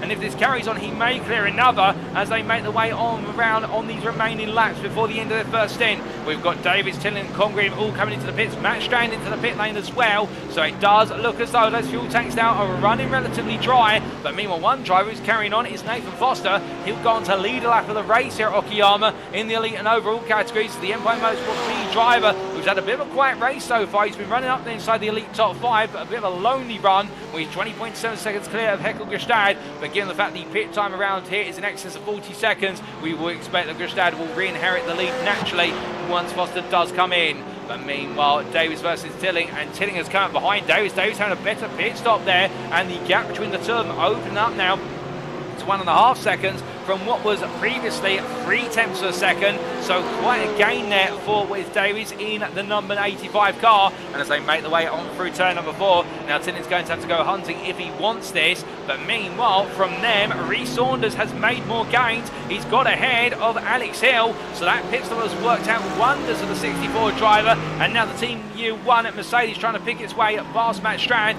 as he goes up the inside there of the pro leader, and Strand has taken a pit stop, it should be pointed out. In fact, Strand has taken a pit stop, all the pros who are leading have taken a pit stop, and Eric Rosev with his pit stop has dropped down to P4 in the class, P13 overall. I think it's a mistaken pit stop for Eric Rosev. He's had a pit time of 22 seconds where all of his peers have had pit stops in the region of 13 to 15 seconds. Did he change extra tyres in the pits? I would imagine he did, as he looks up the inside of Brandon Hayes. Eric Rosev's going to have to go racing here if he wants to win, and the McLaren driver right now fighting hard with Brandon Hayes as they make the way through turn number 5 and in towards 6. He'll try and pick off his rival as soon as possible, but as they come on through and up towards what will be the switchback of turns 8 and 9, well, Rose is going to have to do this the hard way, and he hasn't got long. He's only got 15 minutes to get this done, and that's not a lot of time given the fact that overtaking opportunities here are very limited.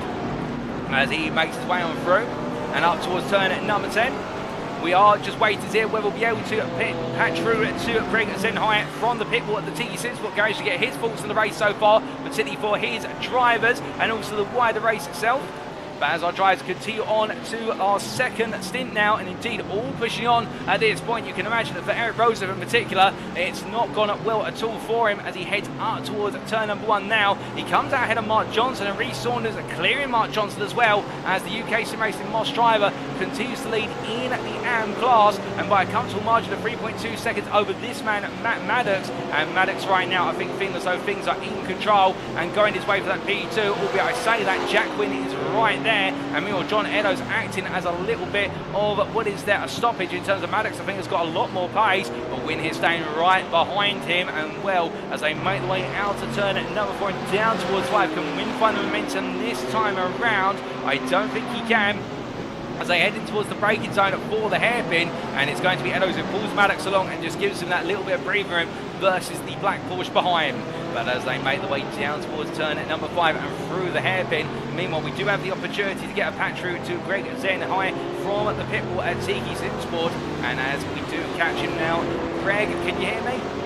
Hey Paul, yep, hear you fine. Good evening to you, Greg, and what a race it's been so far, Okayama. There's been drama up and down the field, and we have got quite the battle building between your two drivers of Brian Davies and Martin Tillian at the front of the field. Yeah, we have been watching this. It's actually been super entertaining. We're just hoping they don't take each other out, but they're respectful enough, you know.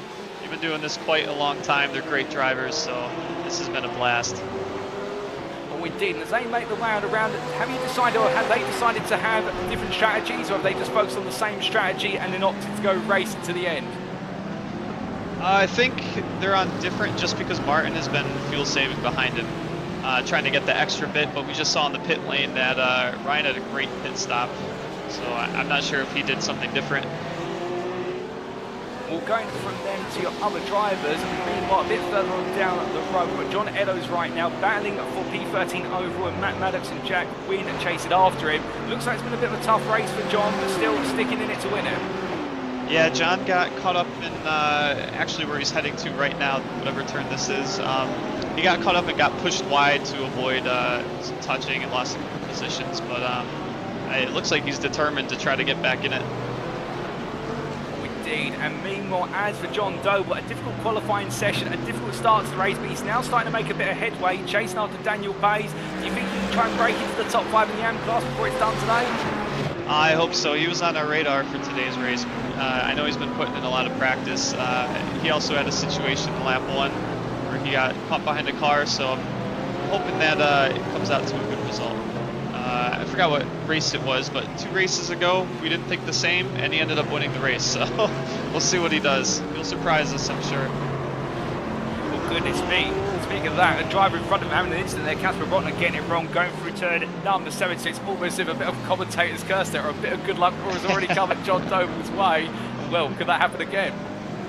I hope it doesn't happen, because that was a little close, but luckily he was just able to avoid it. I'm watching him right now as well. Well, Greg, it's been a pleasure to catch up with you. We'll leave you to it, and we'll catch you again soon. Yes, thank you, Paul. I just want to give a quick shout out to Satinder's mom, who's watching, first time watching, so welcome to UKSR.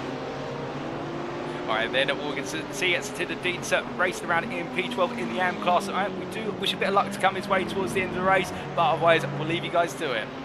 Great, thank you, Paul.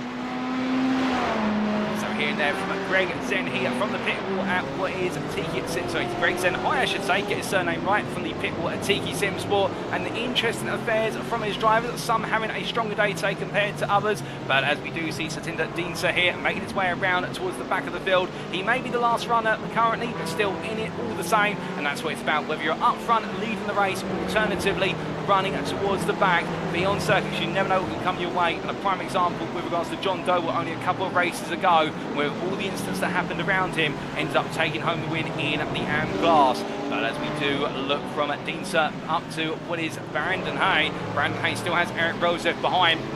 And as they make the way out to turn number 11 and down the start-finish straight here, well, Hay having to defend hard as they head in towards the braking zone. And the pressure continues to build with Eric Rosev there behind, and the change will be for Rosev if he can find the move. Hay will have to run back on the straight if he's not able to get it done through the hairpin corners that complete the lap. Indeed, here right now we may be in McLaren territory for most of the lap, but the BMW no slouch on those straights as they power their way up towards turn number 4. It's all going to be about simply where Hay is able to make his way back onto full throttle as soon as possible. If he can do so, feel very comfortable. He won't if he makes a wobble like that, and And as they come out of turn number 4, Rosev's going to go for it here, but it's going to be side by side. Hay on the left of your picture, Rosev on the right of your picture as they head into the braking zone. Well, Hay's not going to back out of this. Rosev's going to have to do it the long way round as they go side by side, and Rosev falling back there. He can't quite find the momentum on the camber corner, and as we jump inside the McLaren MP412C, well, right now the Norwegian driver absolutely, I think, fuming with the way the pit stops put him out of contention for the lead of this race, and the lead in the hands of Matt Strand is only 7 seconds up the road, and we know the pace that Rosev has here is enough to win, but it's not enough to find his way past Brandon Hay right now, who's defending for that podium finish as if his championship depends on it, and completely understandable. He wants to be on that pro podium. But as they make the way through turn number 10 and in towards 11, well, Rosev will be running out of time. He will have approximately another 6 laps to try and get this done as they make the way down towards turn number 1, preparing his way back up through the gearbox. Meanwhile, we look from him a bit further up the order, and in particular to Rhys Saunders, who after clearing what was an absolute plethora of cars through going for the undercut and a very short pit stop through fuel saving, we suspect, in that long train, he's now found his way ahead of Matt Strand and is going to hunting after Sam Congreve, albeit the gap to Congreve is 14 seconds. So I think instead he will just try and break away from Strand for the remainder of this race and bring on home what will be a P6 in the elite class minimum, should things finish as they are, but he could finish inside the top 5 if we do see any unexpected retirements from the top 5 of the class. As Saunders breaks his way down in towards the right-hander of that turn at number 5, the hairpin. Meanwhile, we look back to Hay versus Rosev and work your fin. It's a bit of deja vu. Well, you wouldn't be wrong there because they were close in the run to turn 5 on the previous lap. Not as close this time, but as they come on through it and down in towards turn 6 and 7, well, things staying as they are. But of course, every time he's being pushed a little bit harder in this battle, it does mean that the potential for mistakes becomes ever higher, and Brendan Hay right now will know all about needing to manage the race all the way to the end. Still plenty of time here for him to make a mistake, but there's not that much time remaining for Rosev to try and make a move. It's an interesting contrast, but of course when you're racing this hard and you're racing for a podium position, your mind does start to wonder. It starts to think, have I nailed each and every corner correctly? And you've got to put all those thoughts out of the mind and just focus on one thing, and that is nailing each and every lap as they head on to what for them is lap number 26, powering the way down towards the break. It's over turn number 1. Flames flickering there off the back of the McLaren, and as they come out of 1 into 2, Rosev so close this time as they weave their way through Williams corner. We can see Rosev there just a little bit dirty here, taken away from the apex curve. It cost him 100s, but those 100s are so critical for him to be able to carry the speed in the run and through the Moss S and up towards Atwood corner, and this is where he needs to plant the launch, and if he can get it, he will be very close on the run up towards the hairpin. But again, 3 attempts, is it enough this time? He's in the air, he's in the slipstream of Hay as they head on down. 2 attempts now as they get 2/3 of the way down the straight. Hay defends here, Rosev looking around the outside. Can he try and get Hay to outbrake himself? Not this time, they stay as they were, but as the battle between them continues to rage on. Meanwhile, battle further back between what is Daniel Payes and James Connolly, and now Daniel Payes trying to make more ground. He's found a way past Casper Brotner. Recently with Brotner with that spin, of course, that we happen to have happen right in front of John Doble as we were speaking to the team principal, Tiki Sidsport, a great extent Hyatt live on air. But as they make their way down, of course, the commentator's curse, always finding a magical way to rear its ugly head. But meanwhile, Daniel Payes trying to find a way to make a move there on the Ferrari of Connolly as he looks into the hairpin at turn number 5, can't quite find him. But this will all be about getting the run up towards what will be turn number 11. And as we get a close-up there of the side of the car of Daniel Payes' car, I think he is running an anime tribute livery to the series known as RE0, although I may be incorrect, the characters there being Rem and Ray. But as he heads on through the left-hander and up towards turn number 9, I'm giving away all my anime knowledge there for a brief moment. And as he comes on through the right-hand and up towards turn number 10, staying nice and close. And James Connolly right now in the Ferrari, absolutely faultless with the driving here, although I say that a little bit of wobble coming out to 10, but the Ferrari driver in a car that is very susceptible to high tyre degradation with the temperatures above 40 degrees centigrade, and Connie doing a little bit of bob and weave there on the straight with 5 minutes remaining. We've got some great battles building up. We're into turn 1, meanwhile making the way down the back straight towards turn number 5. It's going to be Hay versus Rosev again, and Hay goes much deeper this time, but he just trail breaks it onto the apex and keeps the car there as they come down through turn at number 6. And goodness me, Brandon Hay doing everything in his power to try and keep Rosev at bay as he goes a bit wide coming out to turn at number 7, but it's not going to be enough. Meanwhile, coming out of turn number 4, we look back to the battle for P5 in the AM class between Connolly and Payes. Payes not getting the run he wanted out of that wood corner, but he tucks into the toe here. Mercedes on the complete roar and score as they enter the braking zone. He's going to look all the way out the inside. Connolly squeezes the door shut, and Payes having a wait there, but Connolly goes deep. Payes follows him, and John Doble is now catching up as we ride on board the rear, looking back from James Connolly's car. Now as they come out of turn number 6 and up towards 7 here, 4 minutes still left on the clock, and this battle, it may be for the last spot inside the top 5, but for all 3 drivers here, it's pivotal championship points, particularly for John Doble. As you can see, Payes right now trying to take those little mini lunges on the inside. He's not close enough to actually make the move, but trying to get into Connolly's head, make it think he's going to suddenly come roaring up the inside. But as they make the way up towards turn number 10, through the right hander they go, and down towards 11, where it's going to be single line formation through last corner and onto the start finish straight, but powering out and onto another lap. They've only got 3.5 minutes to go. That is going to be the race leader currently almost at the end of their lap behind. That will mean we are going to see at least 3 more laps on these guys, as Connolly having to defend here into turn number 1. It's a small mistake on the apex, so Connolly gets the car caught up. Payes is on the inside into 2. They go too wide into Williams, and Connolly switches it back. My goodness, I think there was contact between the two. If there was, well, that's very unfortunate, and Daniel Payes losing out considerably. Meanwhile, John Doble now will try and have the run as they make the way in towards Apple Corner at 5. Up the hill they go, and well, John Doble's gained 1 place as Payes had to be towed to the pits after the contact with the barrier, but John Doble absolutely planting it in the run out of Atwood. Down the back straight they go, and trying up towards the braking zone here onto the anchors. They'll go shortly. The Porsche so strong on the brakes, and you can see that Doble going all the way around the outside, but he's going to go deep there. He'll use the road camber to try and carry the speed back into Revolver, but he can't quite find it as they break the way into turn number 6 through the double left, and down they drop, but John Doble just not able to find a way through to capitalise on the situation. Meanwhile, just heading into turn number 5 themselves, a lap ahead. Ryan Davies versus Martin Tillers. We got Casper Bront there pointing the wrong way. He's had a spin at turn number 5, but brings the car back together. Davies still under pressure on Martin Tilling with limited laps remaining, but let's take a look back at that battle between Connolly and Payes and try to understand whether there was contact between the two of them.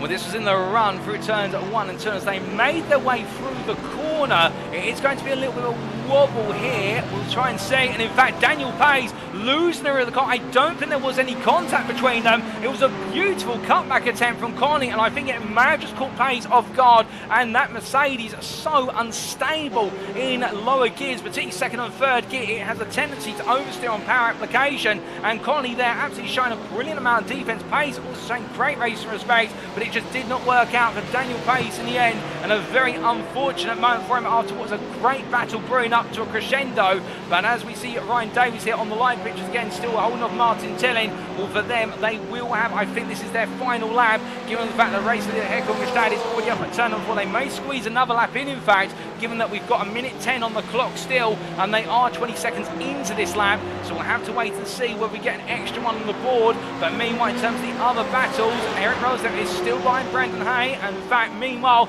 Darren Sharples here looking up the inside of Reece Saunders. I think Saunders is under-fueled, and that'd explain why he gained so many places early on, but I don't think he's taken enough fuel to get to the end of the race, and therefore he's having to fuel save rapidly, and this could have a factor in that battle for the podium for the pro class, with Hay being the next driver who needs to pass Saunders, and if he catches Saunders at the wrong time, Saunders will try to get out of the way, given the fact he hasn't got the fuel. He needs to focus more on saving it. Well, there he goes deep in a 4, and as he does, tries to turn him, but finds Hay immediately jumping on the inside. And Reece Saunders here, it's a mistake on strategy, and it's going to cost him absolutely dear as they make the way down the back straight. But meanwhile, Hay versus Eric Rosev as they head down, and there will be one more lap after this with Håkon Grebstad just crossing the timeline now. Hay defends again on the inside, and Rosev looking around, and we've seen it time and time again, and Rosev just cannot find a way to change up the places. They'll have one more lap after this one. They will turn a 31st and final lap, but meanwhile behind them, John Ellis and Mark Johnson closing up. Reece Saunders continues to fall. I wonder if Saunders will potentially have to come into the pits at the end of this lap. In fact, Reece Saunders has had to park up on circuit. He's had to be told he's run out of fuel, and it's a dismal end to a great day of racing for Reece Saunders. For Team Year 1, as meanwhile we look to John Doble here, found his way down the back straight. The TUSimSport Kimi driver had one more shot at trying to hold on to what will be the P5 finish, but as they make the way down towards the hairpin, we can see Håkon Grebstad behind, so he hasn't lapped these two yet, and Doe will be hoping he doesn't get lapped. He's able to do one more lap, but it's going to be a battle that will go all the way to the checkered flag. As you can see, James Conley defending hard and fast as they come roaring on down through turn number 7, and if I was Håkon Grebstad at this point, I think he's just going to simply sit there and focus on watching them play it out and finish the race under his own steam. As we say hello to Reece Saunders in the YouTube chat, who I think making a mistake with regards to the race being 45 minutes, not 40 minutes in his own words. But as they make the way out to turn number 9, there's contact between Doe and Conley. Conley having a pull right off the corner and John Doe into contact. And now as Håkon Grebstad comes on through, well, he's going to back off completely. He won't want to be any part of this. The checkered flag will wait Håkon Grebstad, and he will be our first double winner in the elite class. He comes to the line. It's been a faultless race, and it's a faultless double win for Håkon Grebstad from Norway, the Ignium Motorsport driver, delivering where it matters most. Ryan Davies will hold on to P2 at the line ahead of Martin Tillin for TUSimSport Kimi, with the TUSimSport tyre driver P3, and then it will be Nathan Foster P4 there for Empire Motorsport B, ahead of Sam Congreve at the line, as Sam Congreve comes on through to complete the elite top 5 and the overall positions as well. It will then be very shortly Alex Hill making his way down and around through what is their turn at number 10. He has got Matt Strand right behind, but I don't think Alex will be too bothered by this, as we bring home a P6 in the elite class, and overall, albeit I think fuel's a critical concern, it's going to be P6 in the elite, but meanwhile Matt Strand will bring on home his first win of the season in the pro class. The Racing Lab Amdrive absolutely delivering, with Darren Sharp was P2 in pro ahead of Brandon Hay. Eric Rose have just not able to beat Hay to the line, P4 in the AM class, and Mark Johnson makes it another win in the AM class to bring on home a P1 as he comes on through their P11 overall for UKSimRacing Moss. John Odo's just behind him, Matt Maddox P2 in the AM class, and Jack Wynn round off the AM podium there. We've still got drivers going racing, to be fair, so it's not over yet, although in fact I think with the contact that we did see between drivers, the racing is complete, ladies and gentlemen, so we'll have to correct that immediately for you. We thought the battles may still be going on, but the closest battle of course was the battle between Conley and Doble, and I can confirm that Conley has finished P5 in the AM class ahead of John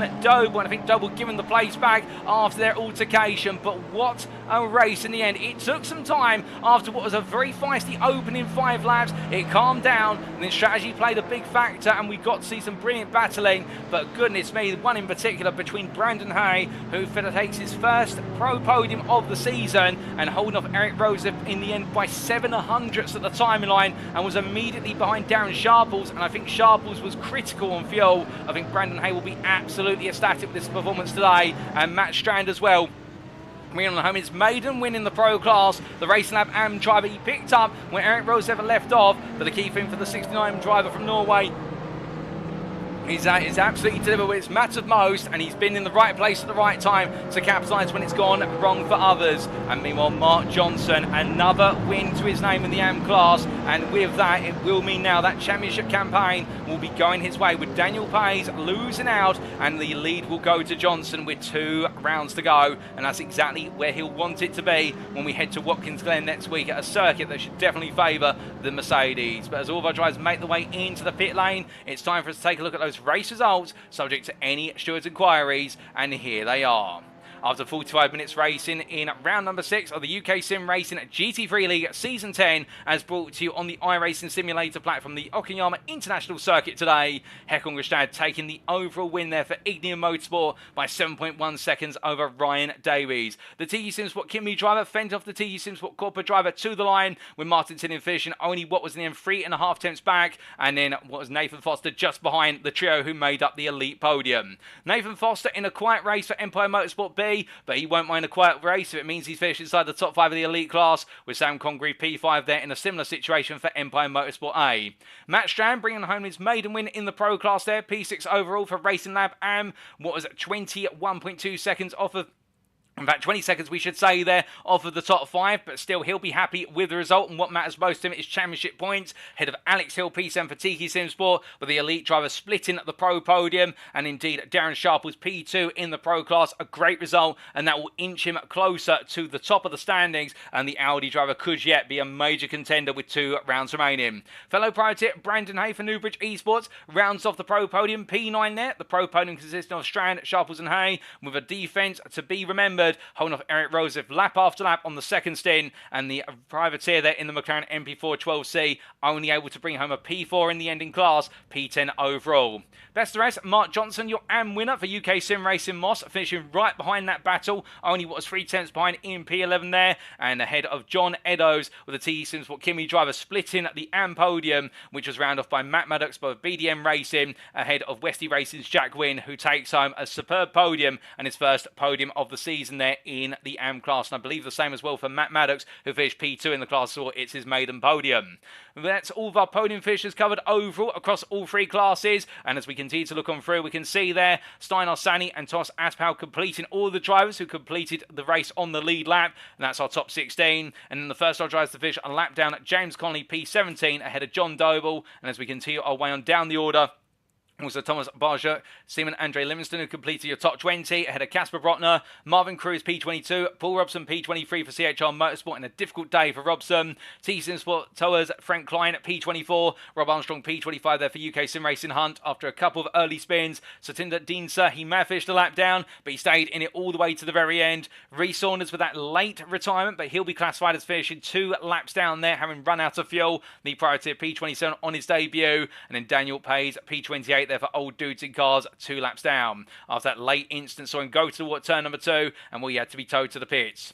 We had some further retirements as well, but we can see that those are all the drivers who finished the race. They'll be classified as finishers, and then drivers who have retired earlier on and will be classified as non-finishers. They did not complete half of the race distance of what was 31 laps in the end.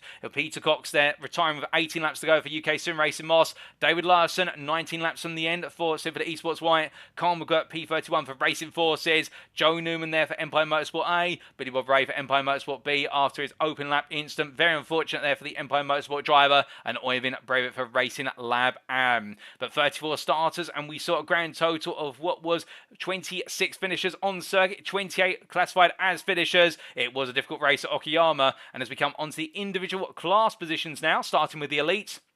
We can see Håkon Grebstad there for Ignium Motorsport, taking the win by 7.1 seconds ahead of the UKSimSport pair from Kimi of Ryan Davies and from Corpa of Martin Tilling. Close battle between the two of them, the fireworks firing off. And then we see at P4 there, Nathan Foster for Empire Motorsport B, ahead of Sam Congreve by 5 seconds for Empire Motorsport A.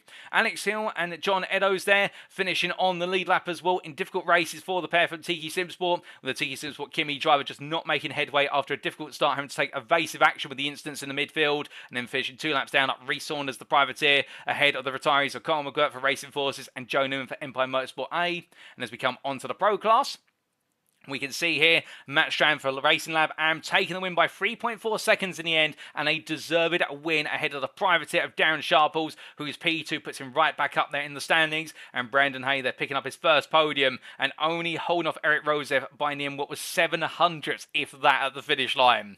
Difficult pit stop for Eric Rosef. He'll be analysing that one after the race and looking back for round number 7, with Thomas Aspau P5 there recovering well after a difficult start to the race for Racing Lab AM, and that recovery will keep him alive in his championship hopes, with Casper Brotner there finishing lap down P6 for Old Dudes in Cars. The same for the CHR Motorsport driver of Paul Robson, ahead of the UKSimRacing Hunt and UKSimRacing Moss pair of Rob Armstrong and Peter Cox. But Peter Cox being our first retiree in the pro class and be classified as a non-finisher, alongside David Larson for Symphony Esports White, Billy Bob Ray for Empire Motorsport B, and Oyvind Breivik for Racing Lab AM. But as we then come to the AM class, meanwhile, we can see here Mark Johnson, another win in the bag for the UKSimRacing Moss driver by 6.4 seconds. He looked unstoppable out there today after a great qualifying session. It looked a very close start between himself and some of his peers, but after a while he settled down and broke away, and Matt Maddox picking up the pieces as runner-up in P2 for BDM Racing. 5 seconds clear of Jack Wynn, who takes his first podium for Westy Racing. A great drive for the 420 driver. Had to balance it versus Steinar Sani's push from Racing Lab and 1, and they're just finishing at 3 seconds further behind Steinar Sani 9. It's another opportunity missed to be on the podium here. Finishing a lap down, James Conley after that late incident with John Doble, but they finished P5 at P6. Headers Thomas Barjot with Simon Andre Livingston, Marvin Cruz, and then Frank Klein completing the AM top 10. And then a further, what was also a lap down, Satinder Deensa P11 there, best the rest of Tiki Simsport Corpa, and then finishing 2 laps down, Daniel Pace for Old Dudes in Cars with that late incident after battling with James Conley. But those are the finishing positions in classes, and with that, ladies and gentlemen, well, that's all the racing complete. But of course, the big question is, what did our drivers have to say about the racing here today at Okayama? Well, to come back to a little bit of trivia from earlier on, you may mention I made a key point about Norwegian drivers in the pit lane. Well, it's because last time out, when we had multiple interview volunteers, all the drivers we've selected were not Norwegian, and there was a little bit of a running joke down in the paddock that we had something against Norwegian drivers on the broadcast, so it may be a bit of a Norwegian party in the interview room today. We'll have to wait and see, but we're back in approximately 10 to 15 minutes for our post-round interviews. Don't go anywhere, you won't want to miss them.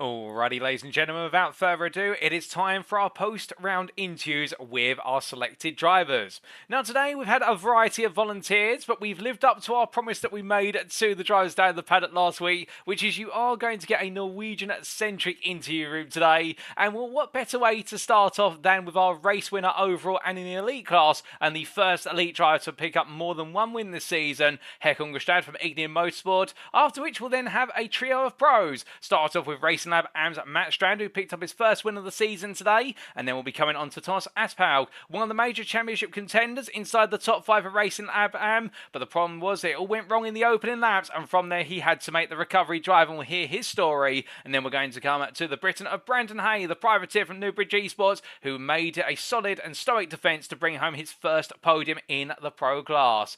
But as we get ready then to have Håkon Grebstad join us, he is waiting itching to go, and in fact he does join me now. And as we say hello to Håkon Grebstad, good evening to you, Håkon. And well, it looked as though out there it was calm, it was collected, and you were fully in control from lights out to finish. Okayama suits the car well, and it suits you as a driver, it would seem. It certainly suits the car well. I'm not a big fan of Okayama, to be honest. But yeah, it worked out tonight somehow. Oh, indeed. And starting from the beginning, as we do look at some of the pictures, you getting the race underway. We'll talk about the race start shortly, but qualifying, the Porsche looked very strong out there from the outset, and it was a bit of a nip and tuck until you put in the lap that was 3/10 faster than the rest of the field. Did it come naturally, or was it a lap that you really had to push for? Oh, it was definitely a lap I had to push for. I think there was a little bit more time out there, but not much. Yeah, I was kind of surprised I got pole because it looked like the Tiki boys were really strong. Not sure what happened to them during qualifying or if they just had like a few really good laps in practice, but they were pretty light and quick in practice. So yeah, that surprised me a little bit. And yeah, surprised I was able to run away, but very thankful to be able to run away because racing here is quite tough. Oh, indeed. And speaking about driving here, we saw that it's a naturally tight circuit, but with a very high ambient temperature as well. I believe it was, well, in fact, track temperature, I should say. I believe in qualifying we saw temperatures about 42 degrees, and in the race similar. Did that have an effect on the way the car behaved at all, particularly with the tyre degradation? I think the tires were okay. Like, you definitely felt them going off after a few laps, but um, you could definitely do the distance on one set.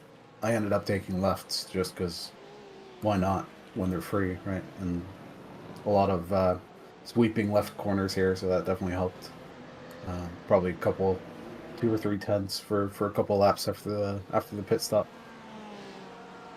Oh, indeed. An interesting approach there with regards to the tyre change. And then coming back to the race start, of course, we saw you go on the exit of the final corner, albeit most of the field had cleared the corner. Were you eager to get underway, or was it just a case of waiting until the field was set and then deciding, you know what, I'm going to blast it now?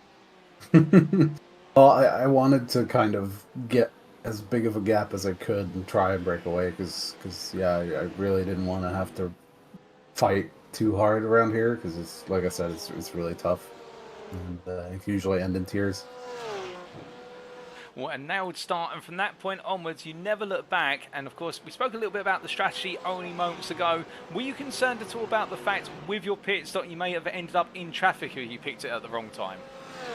I was thinking about that, like, but I think I chose a good spot. Like I was coming up on lap cars and stuff. I just took a gamble one lap early and it worked out. Didn't get held up at all. So yeah, pretty lucky there. But I think I had like a 5 or 6 second gap at that point. I don't think it would have mattered much, but who knows? Well, DJ, quite the gap that you built up over the opening portion of the race, and as the race went on in the second stint, we saw more of the same from yourself. But I have to ask, that final lap when you were coming up behind the battle between what was John Dover and James Connolly, we saw the two of them have a bit of an altercation towards the end of the lap. Did that make you stand on edge a little bit? Yes and no. Like I knew I had plenty of time behind me, so I was kind of just wanted to let them fight and cross the line in front of me, so they had another lap, but they seemed to be happy to let me through. So yeah, backed completely off, made sure I still had my gap, and yeah, just no risky stuff. Oh, indeed. Minimal risk, but maximum reward when you cross the line. And of course, with your win today, Håkon, you've become our first double winner in the elite class. You've brought to an end a tradition of 5 winners in 5 races. And, well, 2 rounds to go. The championship's going your way. How are you feeling for Watkins Glen in a week's time? Oh man, Watkins might be all right. I'm not sure how the Porsche is going to be there. There's long straights and stuff, so not sure how it's going to be on the top end. It might be tough for me, but I think I've done really, really well this season. So even if the next 2 doesn't really go my way, I think I should have it pretty much in the bag by now. Well, we do look forward to seeing how it goes at Watkins Glen and whether you can keep the odds in your favour. And one thing I have to ask, with regards to the Porsche, we've seen you really dance this car around circuit to circuit, but what is it that really draws you to it? 'Cause you just seem so naturally in the groove of the car, given the fact it's one of the most difficult to drive in the GT3 class. Yeah, I don't know. I like the responsiveness of it. Like some of the other GT3s are very understeery, I feel like, and the Porsche kind of dances around, like you say, with the rear kind of, slides out a little bit here and there, and if you can control it, and yeah, you can go through the corners really quickly. So yeah, it's just something I've picked up naturally, I think. Maybe from driving Skippies for like 2 years, I don't know. Or indeed, we'll go from a much lower class of car in terms of pace and horsepower all the way up to the 500 horsepower plus beast from Germany, and it definitely has suited you well this season, and we look forward to seeing you take it to Watkins Glen. But just before we do let you go, is there anybody you'd like to give a shout out or a thank you live on the broadcast this evening? Well, gotta give a shout out to you, especially for doing the broadcast and everyone participating, and yeah, a little shout out to Lucky in Discord, cheering me on. Well, it's great that you've got the support around you, Håkon, and well, what a day it has been for you today in Japan. And adding another win to your hat, and well, 2 rounds to go. Could the championship be in your firm control come the end of next week? We'll wait and find out then. But until then, congratulations on your result today, and thank you for joining me in the interview room. Thanks a lot, Paul. All the best. So hearing there from Håkon Grebstad, our elite driver who is firmly now pushing control of the championship into his hands. Next week, Watkins Glen is going to be an interesting one because the fast-paced circuit may work out for the Porsche in terms of its ability to carry speed from corner to corner, but with a good number of extended straights as well. That's one of the aspects where the Porsche does not have the advantage compared to its peers. But Håkon will definitely rise to it, there's no doubt about it, and he'll make the car dance to the tune of the circuit, and will a very fast driver and putting on pole by quite a margin. But in his own words, they're not sure what happened to the Tiki Simsport pair of Ryan Doze and Martin Tillin in qualifying, given their pace in the pre-practice session. But still, when it came down to when it mattered most, that's what Grebstad delivered, and it was both in qualifying and the race, and he never looked back. And well, now, could it all be over in a week's time? Only time will tell. But as we come for our first interview, to our second interview of the day, we'll very shortly be hearing from Matt Strand, and what a day it has been for him, in the fact he's picked up his first win of the season, and did so in absolutely brilliant style. And now as we get ready for him to join us in the interview room, the pro driver there, after a good qualifying session, carrying that momentum all the way forward, albeit perhaps at the expense of his fellow Racing Lab driver who competed as a privateer of Eric Rosev, but still where one fell, another rose. And as we do wait to hear from him, in fact I think he is ready now, let's hear the full story. Whereas Matt Strand now joins me in the interview room. Good evening to you, Matt. And I have to ask, you must be feeling on cloud 9 now, surely, for picking up your first win of the season. Good evening, Paul. Yeah, thank you. It was a good race, although not entirely just on me. Eric told me that he shouldn't gone for the tire change when he pitted the lap before me, so I didn't. So he basically gave away the victory to me. So a lot of credit has to be given to Eric's honesty into this race.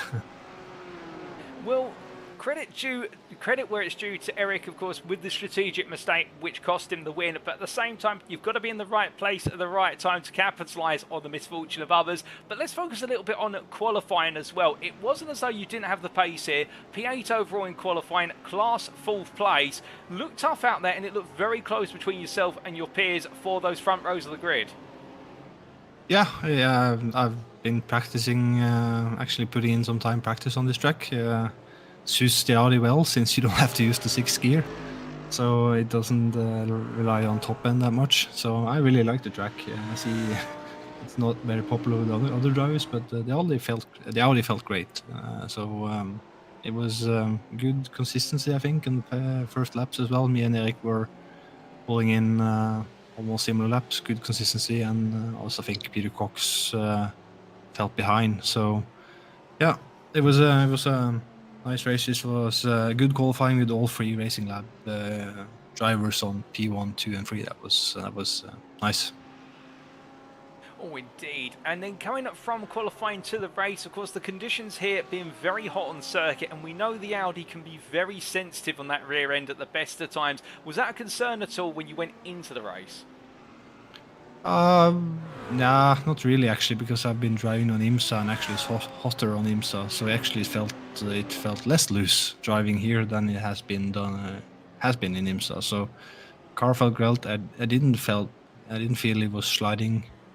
It was sliding less than I expected, and also the tires didn't seem to fall off that much. So yeah, pace felt good. The car felt good. It was just 100% today. Oh, indeed. And, well, speaking of 100%, from the outset of the race, we saw you make some early gains and avoid a little bit of the carnage further behind. Did you have a particular approach to how you wanted to run the race, or was it just see how the laps unfolded? I saw Eric got a really good qualifying lap in, so okay, I need to try and find consistent pace and try not to burn the tires. I was following him, and I saw Peter was falling behind. No major incidents on lap 1. Had a fight with Peter Cox the first half, I think.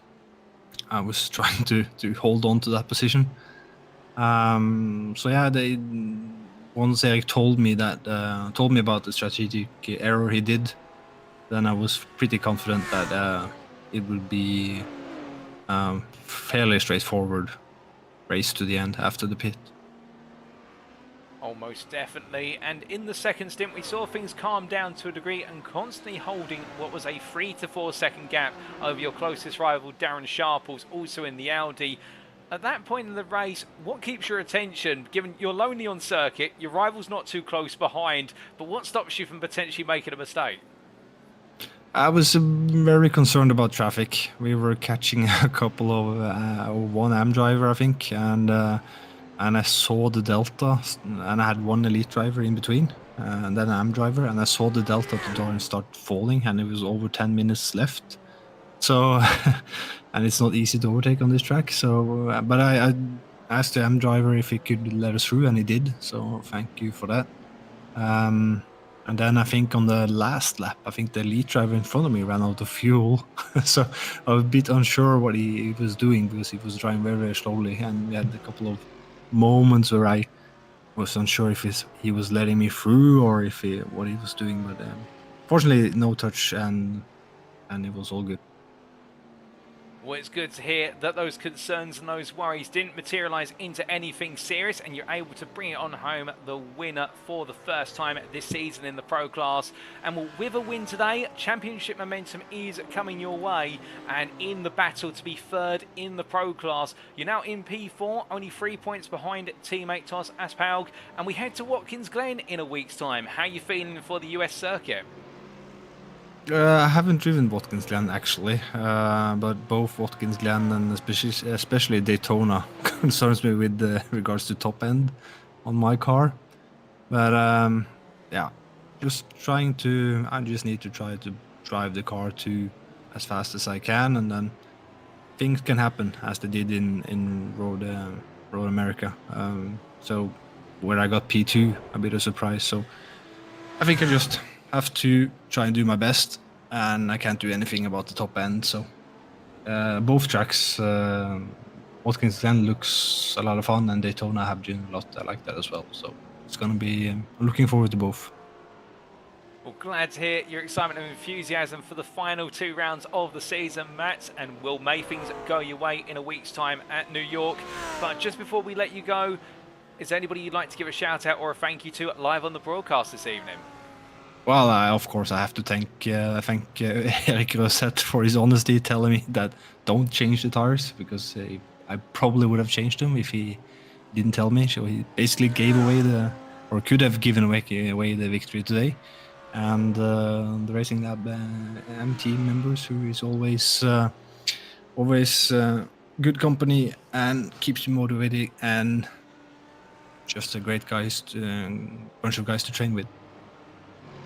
Well, it's great to hear that you've got such a solid team around you, Matt, and it's been a pleasure to have you join me in the interview room. Congratulations once again on your maiden win in the Pro class this season, and we look forward to seeing you out on circuit in a week's time at Watkins Glen.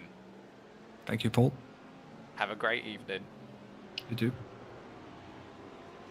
So hearing there from Matt Strand, the pro driver today, who in his own words appreciating the honesty of Erik Roseth with regards to the fact that he was communicated through by Erik that he didn't need to change all the tyres, as otherwise he would lose a considerable amount of time in the pit lane, but also with regards to the fact that with the win essentially coming his way for a strategic blunder from his teammate and colleague. But still, that's the way it goes sometimes, and you have to be in the right place to capitalise. And Max was feeling good in the Audi, really enjoying the car around there, and feeling it was hooked up all the way around, and thankful that the top gear wasn't exposed. Well, the weaknesses of the Audi, of course, being its 6th gear, where it doesn't quite have the top end speed, much like the Porsche, not the top end speed to rival the other cars in the GT3 class, but either made most of it, never put a foot wrong, and a good start to the race after a good qualifying session. Gradually it worked its way upwards towards a win, and one that he's not going to forget when he goes to Watkins Glen. And with his enthusiasm for the next 2 rounds to come, I can imagine we could be seeing at least 1 more podium, if not 2, and perhaps another win out the pro driver before the season is said and done.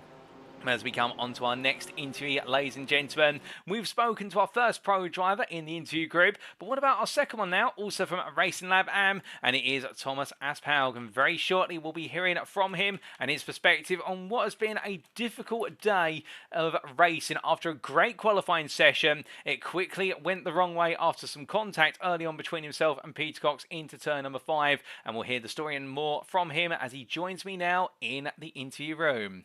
Good evening to you, Thomas, and well, a difficult race today by looks of things, not necessarily by your own doing. A great qualifying session, but then a sharp shunt in the side into turn number 5 on the opening lap. Yeah, he was unlucky. He was going for a dive there, and he could have made it stick, but I was there, and he punted me around, and I had to wait for a whole field to pass me. Kind of frustrating. You want to go, but you have to wait. But I didn't feel like it was intentional or like ugly driving from him, so I'm not bearing anything against Peter Cox there. Indeed, unfortunate, but I do like the way you conveyed it in context. And let's wind everything back to the beginning of today. Qualifying, a P7 overall, P2 in class, looking fast out there, not quite as fast as Eric in the McLaren, but still showing a lot of pace in the Ferrari. Do you feel as though it was a great lap for yourself, or was there a bit more time out there? I surprised myself actually, doing a personal best in that qualifying. Was a bit late to the session, just joined right before the qualifying, so was a bit nervous. Needed to do some laps that I threw away, spinning in the first corner, so I was really happy with that qualifying. I don't think I could done any better, and yeah, I was really pleased and happy. But yeah, Eric Reset is a qualifying beast, so. Well, it may have been Eric who stole the headlines in qualifying, but still great to hear you managed to achieve a personal best there. And then going into the race, of course, before the incident, it looked a bit crowded into turn number 1, but you avoided any contact there, and things were going smoothly until the incident. Yeah, we had a bit incident with a lead driver who was eager to get past, tried to let him go without losing a lot of time, and he half spun out of turn 4, is it? The first uphill corner? Yes. Is that correct? Yeah. And he was a bit like, he dived me into the turn 5 as well. Probably that's why Peter Cox hit me, because I was doing a bit slower than I normally would. So yeah, hectic first couple of corners, lap 1 there. Thought I was gonna be in the clear, but yeah, it happens. So I've been pretty lucky with my races, except last one, but that was my own doing, so I can't really complain. Oh, indeed. And after the incident at turn 5 with Peter, we didn't see you give up. We saw you get right back out there and start attacking. And well, I think you picked up the most overtakes today of anybody, and you had to fight your way through AM, Pro, even some elite drivers. And as we look at some of the replay footage at the moment of you chasing down at Casper Brotner, it looked hard out there, but you made the Ferrari work. Yeah, so, some drivers let me pass and didn't fight that much, but some others again really liked car fighting, I guess.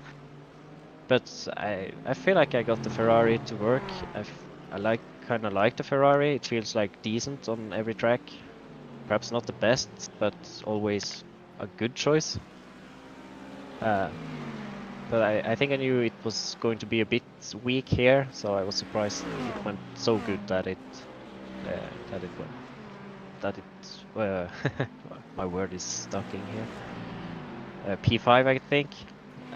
I'm actually pleased with that, how it turned out. Oh, most definitely. And the Ferrari, like you say, being quite a reliable car, but I do have to ask, it's got a bit of a reputation for tyre wear, particularly on those rear tyres. Did that become a factor at any point in the race? It probably did, but I think, as Matt say, I think I practiced with higher temperature, so it felt really good today, when with these sub 40 degrees. I think the last time I practiced here was like 50, so don't know if I struggled that much, or it felt good practicing in worse condition than racing in. perhaps a good idea for the next time too.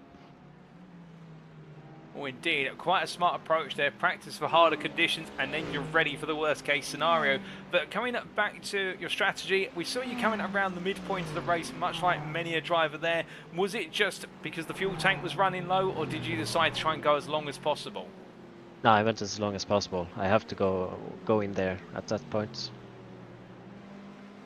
I see, and then for the final stint of the race, we saw you make some further progress, but in the end, finishing P16 in amongst a good number of AM drivers, but battling still. And what I can imagine by the end of it, you must be feeling a bit exhausted. Not really. It was actually quite fun. I felt like I had decent pace, and yeah, it's kind of thing that happens. So I just tried to pick up as many positions as possible. Hoping for perhaps someone to fight and go off, if I can say that. So there's always room for grabbing one more positions. So I like to drive to the finish line and not give up. Oh, 100%. And your result today has contributed to Racing Lab AM now moving into P3 in the Teams Championship, only a single point off of Tiki Simsport Kimi in P2.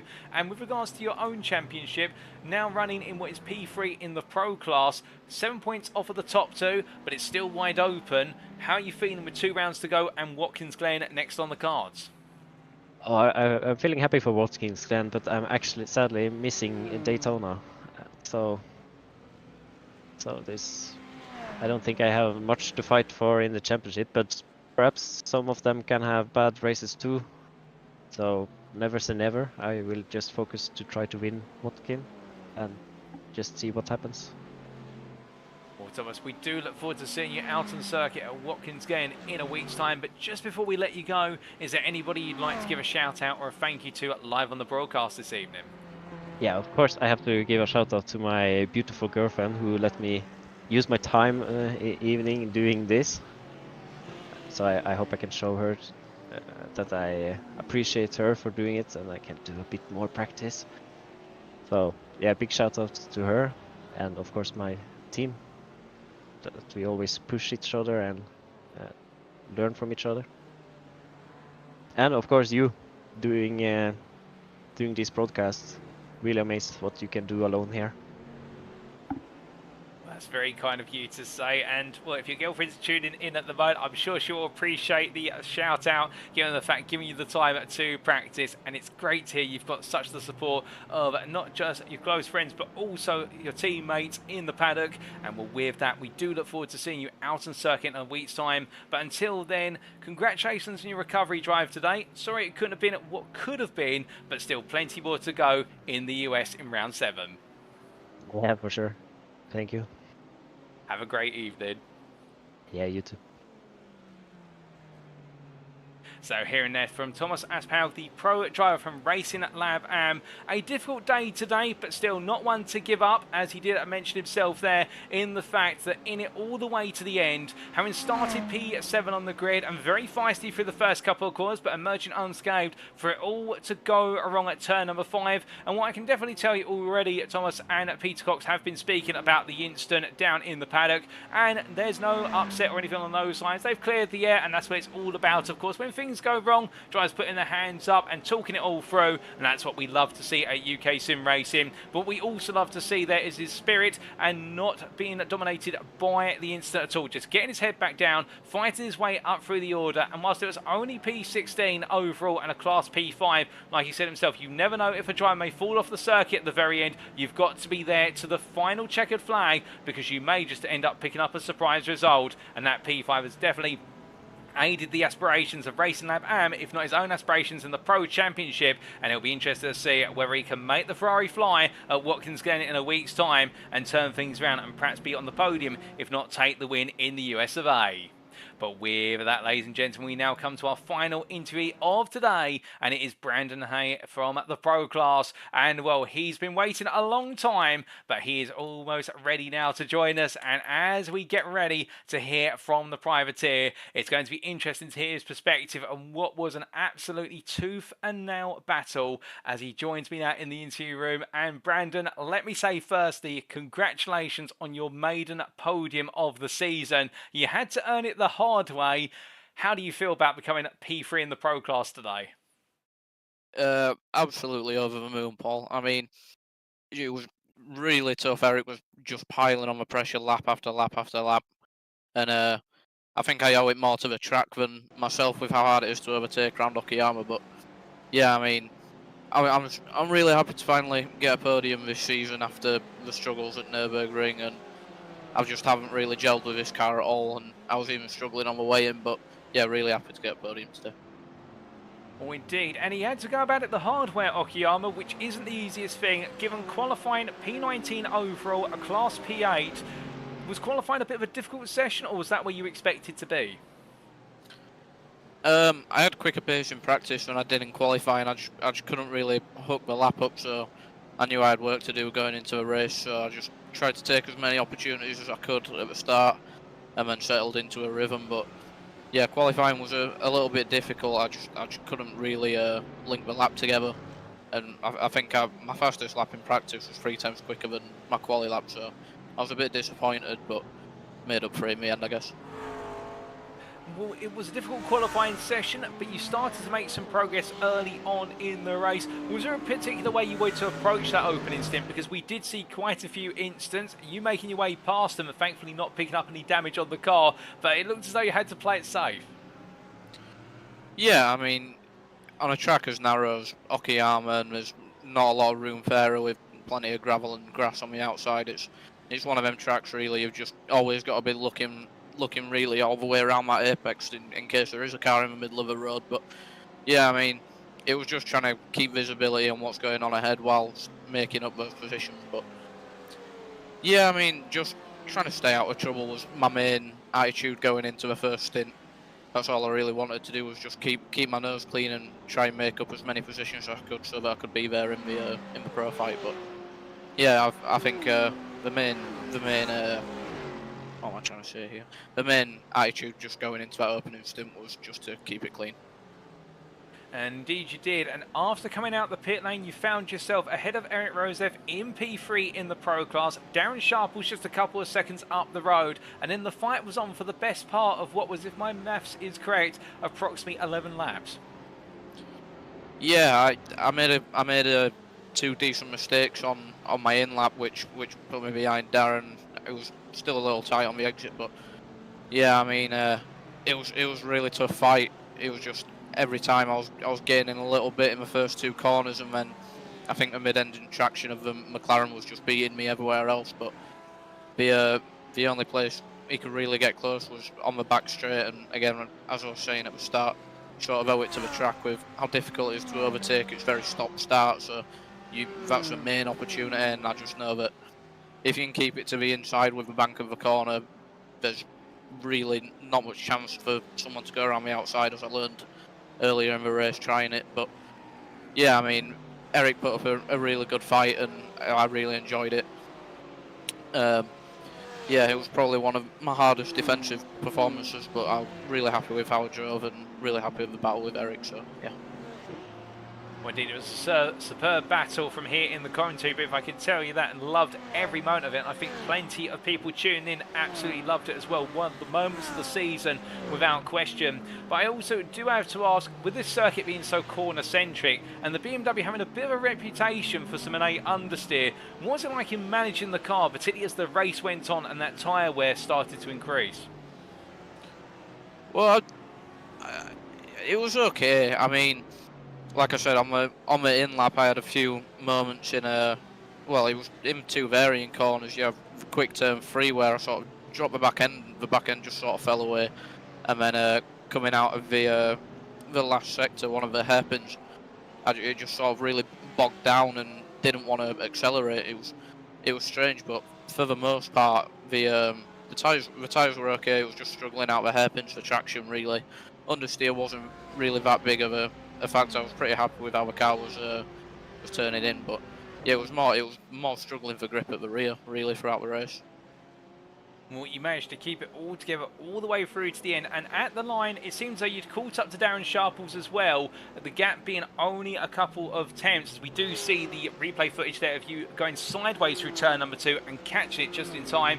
Very nice catch there from yourself, but I'm just wondering, did you think perhaps P2 could have been on the cards at the checkered flag?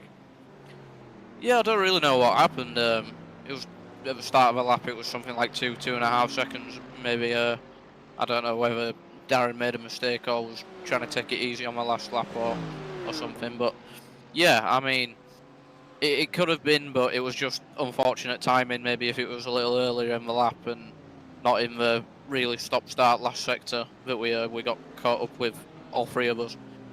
It maybe could have been, but I didn't want to take any risks. I'd already fought really hard with Eric for the P3, so I wasn't going to try anything really. Well, completely understandable, and well, already making your way onto the podium and pushing your luck may have been a little bit too far, but with a podium today, 2 rounds still to go and momentum now on your side, how are you feeling for Watkins Glen in a week's time? Well, Watkins is a decent track for me. I quite like it in high downforce cars. Obviously there's a 6 hour coming up which I'll be doing in LMP2, but yeah, I mean, I do like Watkins. It's okay. A lot of high-speed corners, which I'm trying to. Well, it's going to be a challenge setting up the M4 for those. So yeah, feeling relatively confident, but I've just been taking the races as they come and trying to figure out the car. Really, like I said, I haven't really gelled with it, so we'll see how we go on.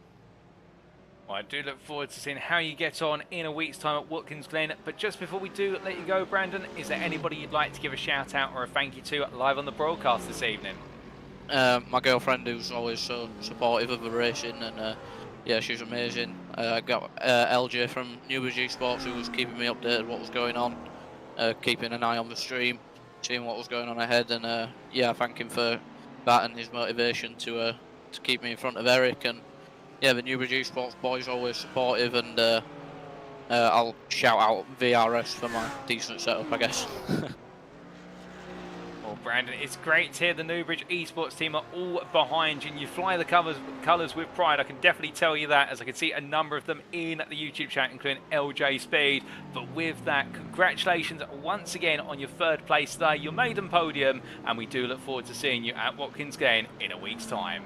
Cheers, Paul. Thank you very much. Have a great evening.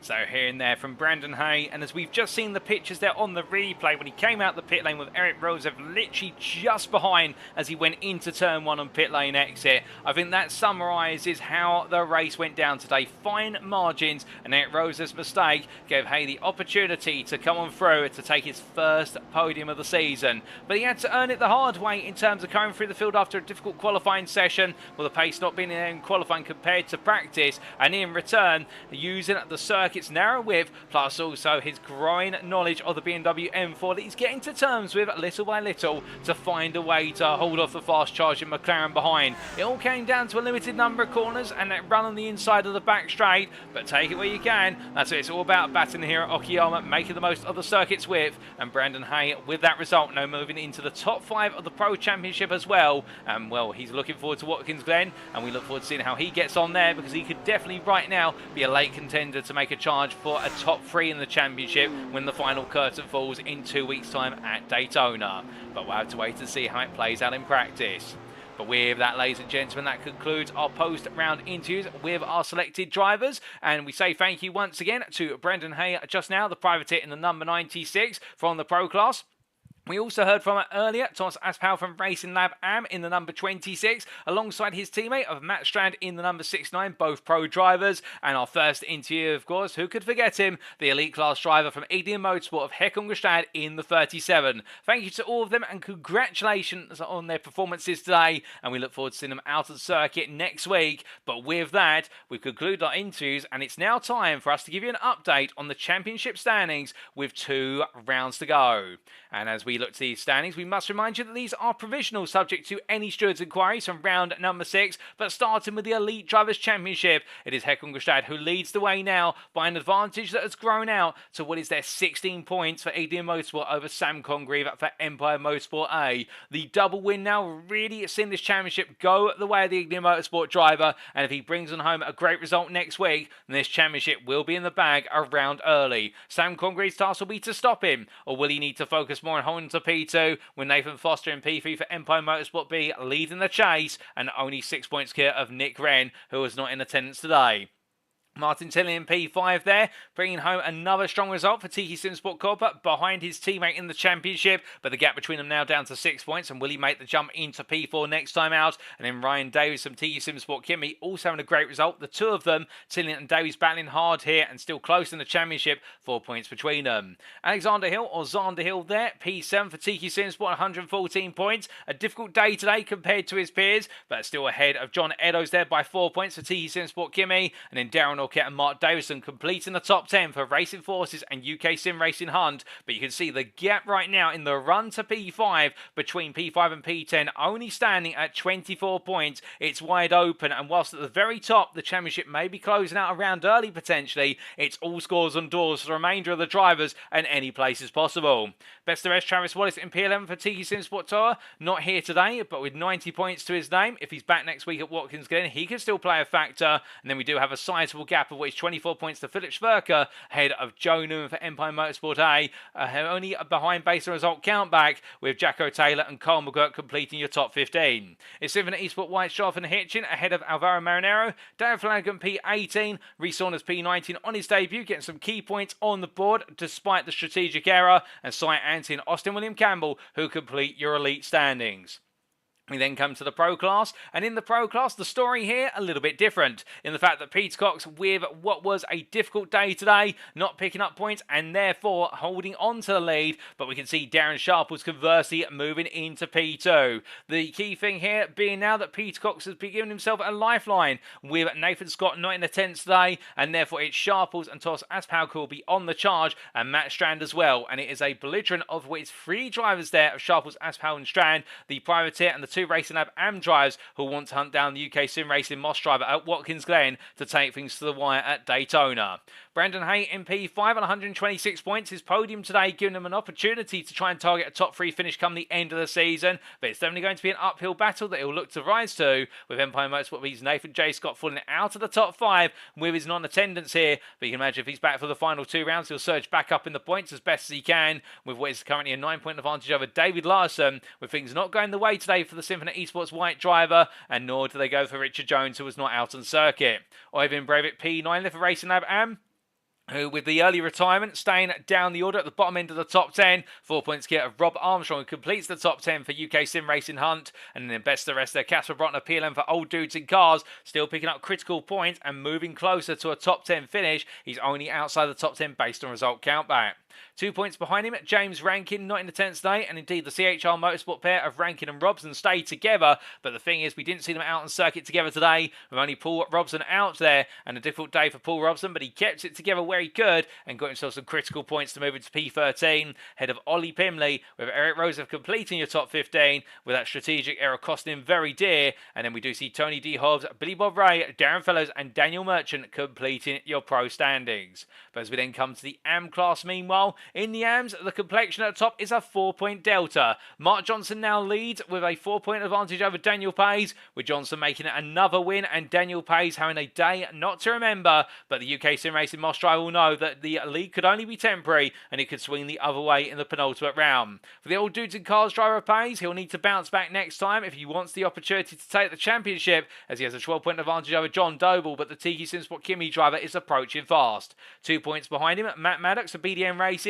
putting in his best performance of the season today with a 2nd place, and therefore the BDM Racing driver feeling as though the hope is alive for a top 3 finish, if not a top 2 finish in the championship. And then Stein Sunny P5 for Racing Lab and 1, ahead of James Connolly, the private 2, battled hard all the way through, with Stephen Andre Livingston for Racing Lab and 1 as well, staying close and only a further 6 points off. In P8, Satinder Diensa, the TK SimSport Corporate driver, continuing on, and whilst he may have finished a lap down, those 20 points moving him into P8 there, ahead of Marvin Cruz based on result countback, and then Jack Wynn completing the top 10 for Westy Racing with his best result of the season so far, and will long may that continue for the 420 driver. Frank Klein at best of rest in TK SimSport Tours P11 position there on 83 points in a difficult day for the American, ahead of Thomas Barjuk with Simon Hartley, Joe Pinder and John Woolridge completing your top 15, and then Matt Edmondson, Tony Bradley, Eric Stegen, Ben Watkinson and Baz Meacham completing your AM standings. As we then come to the team standings, last but not least, we can see here UKSimRacing Moss now continue to hold the lead, but it's a growing advantage of 37 points, and will that advantage may give them the pivotal power going into the season finale if they can maintain that advantage come Watkins Glen in a week's time. Meanwhile, TK SimSport Kimmy find themselves now in a close-knit battle for the runner-up spot versus Racing Lab AM, and Racing Lab AM 1 only a further 5 points behind. The gap between the three teams only 6 points in total, and it could go any which way. Empire Motorsport being P5 on 246 points, they'll be wary of the fact that they find themselves being chased by old dudes in cars, and then a bit further behind them, it's TK SimSport Kimmy by 4 points, well, in fact TK SimSport Copa, let's get it right, as they're on 228. And Ignium Motorsport in P8 on 221 points have an outside shot at a top 5 finish come the end of this season. Empire Motorsport 8 in P9 on 211 points. They're fending off TK SimSport Toa. And then Best of Rest UKSimRacing Hunt in P11 on 186 points. They're 11 points outside the top 10, and things could still come to them. TK SimSport in P12 on 184. I believe there may have been a slight miscalculation of the numbers, but they're there in P12 ahead of CHR Motorsport with BDM Racing at P14. And it's Symphony Esports White, Racing Forces, Westy Racing, Symphony Esports Black and Revolution Sim Racing who complete your team's championship standings. But we just remind you once again, all these results are provisional, subject to stewards' inquiries after round number 6. But as we look to the end of the standings, ladies and gentlemen, it's now time for us to wrap up. Thank you very much for watching, and if you have enjoyed today's show and you want to know more about the UK sim racing community, then why not check us out at our official website. You saw it pop up on screen earlier today in the broadcast, and it may be found at the web address at uksimracing.co.uk. Alternatively, if you don't want to go to our website but you want to follow us on social media, you can of course do so via our official Twitter, and that's at twitter.com/UKSimRacing_. We'd also like to take a brief moment to give a big thank you to our affiliates. And those do include the 5 companies of Swelio Meta Sim Racing Coaching, and Swelio Meta is the creator of the Motor Racing Checklist, whereby his coaching can help take your sim racing driving to the next level. Whether you're looking to gain a 10th, improve your approach to the racing line, or develop your consistency, Swelio Meta has a coaching course to meet your needs. Plus, with Swelio being a multi-time champion of official iRacing series, including the 2021 PSCC, you know you're receiving coaching for the very best in the industry. We also have Race Anywhere, the provider of curated sim racing equipment, aiming to only stock products that represent excellent value for the sim racing community. Demon Tweaks, the provider of the most complete and innovative motorsport product range available worldwide, so no matter what your level of discipline, Demon Tweaks could help drive you to realise your motorsport ambitions. We also have SimLab, the leading manufacturer of high quality sim racing related hardware, and as a proud partner of Mercedes-AMG Petronas Esports, SimLab aims to enhance virtual racing experiences with uncompromising solutions that push the boundaries of esports. And lastly, Amazon, the company trying to be the Earth's most customer-centric company, the Earth's best employer, and the Earth's safest place to work through the provision of concepts pioneered by Amazon, including but not limited to Amazon Alexa, Amazon One-Click Shopping, and Amazon Prime. But with that, ladies and gentlemen, our drivers will need to be in their prime next week, because it is Speed Week as our drivers make the way to the United States of America, and that's where they'll stay for the remainder of the season. But first up is the East Coast state of New York, and with it Watkins Glen International. And there's plenty to talk about there, high-speed, high-octane racing, and with the heavily cambered corners and the heavy braking zones to boot, who is going to come out on top after 45 minutes in the final sprint of the season. Round number 7 will take place on Sunday the 28th of May. You won't want to miss it, but until then, it's now time for us to say farewell. Remember to stay safe, stay well, stay smiling, for we have been UK Sim Racing, and I've been your host and commentator, Paul TX141 Walsh, and until next time, have a great rest of your weekend, and most importantly, remember to stay on track. Good night.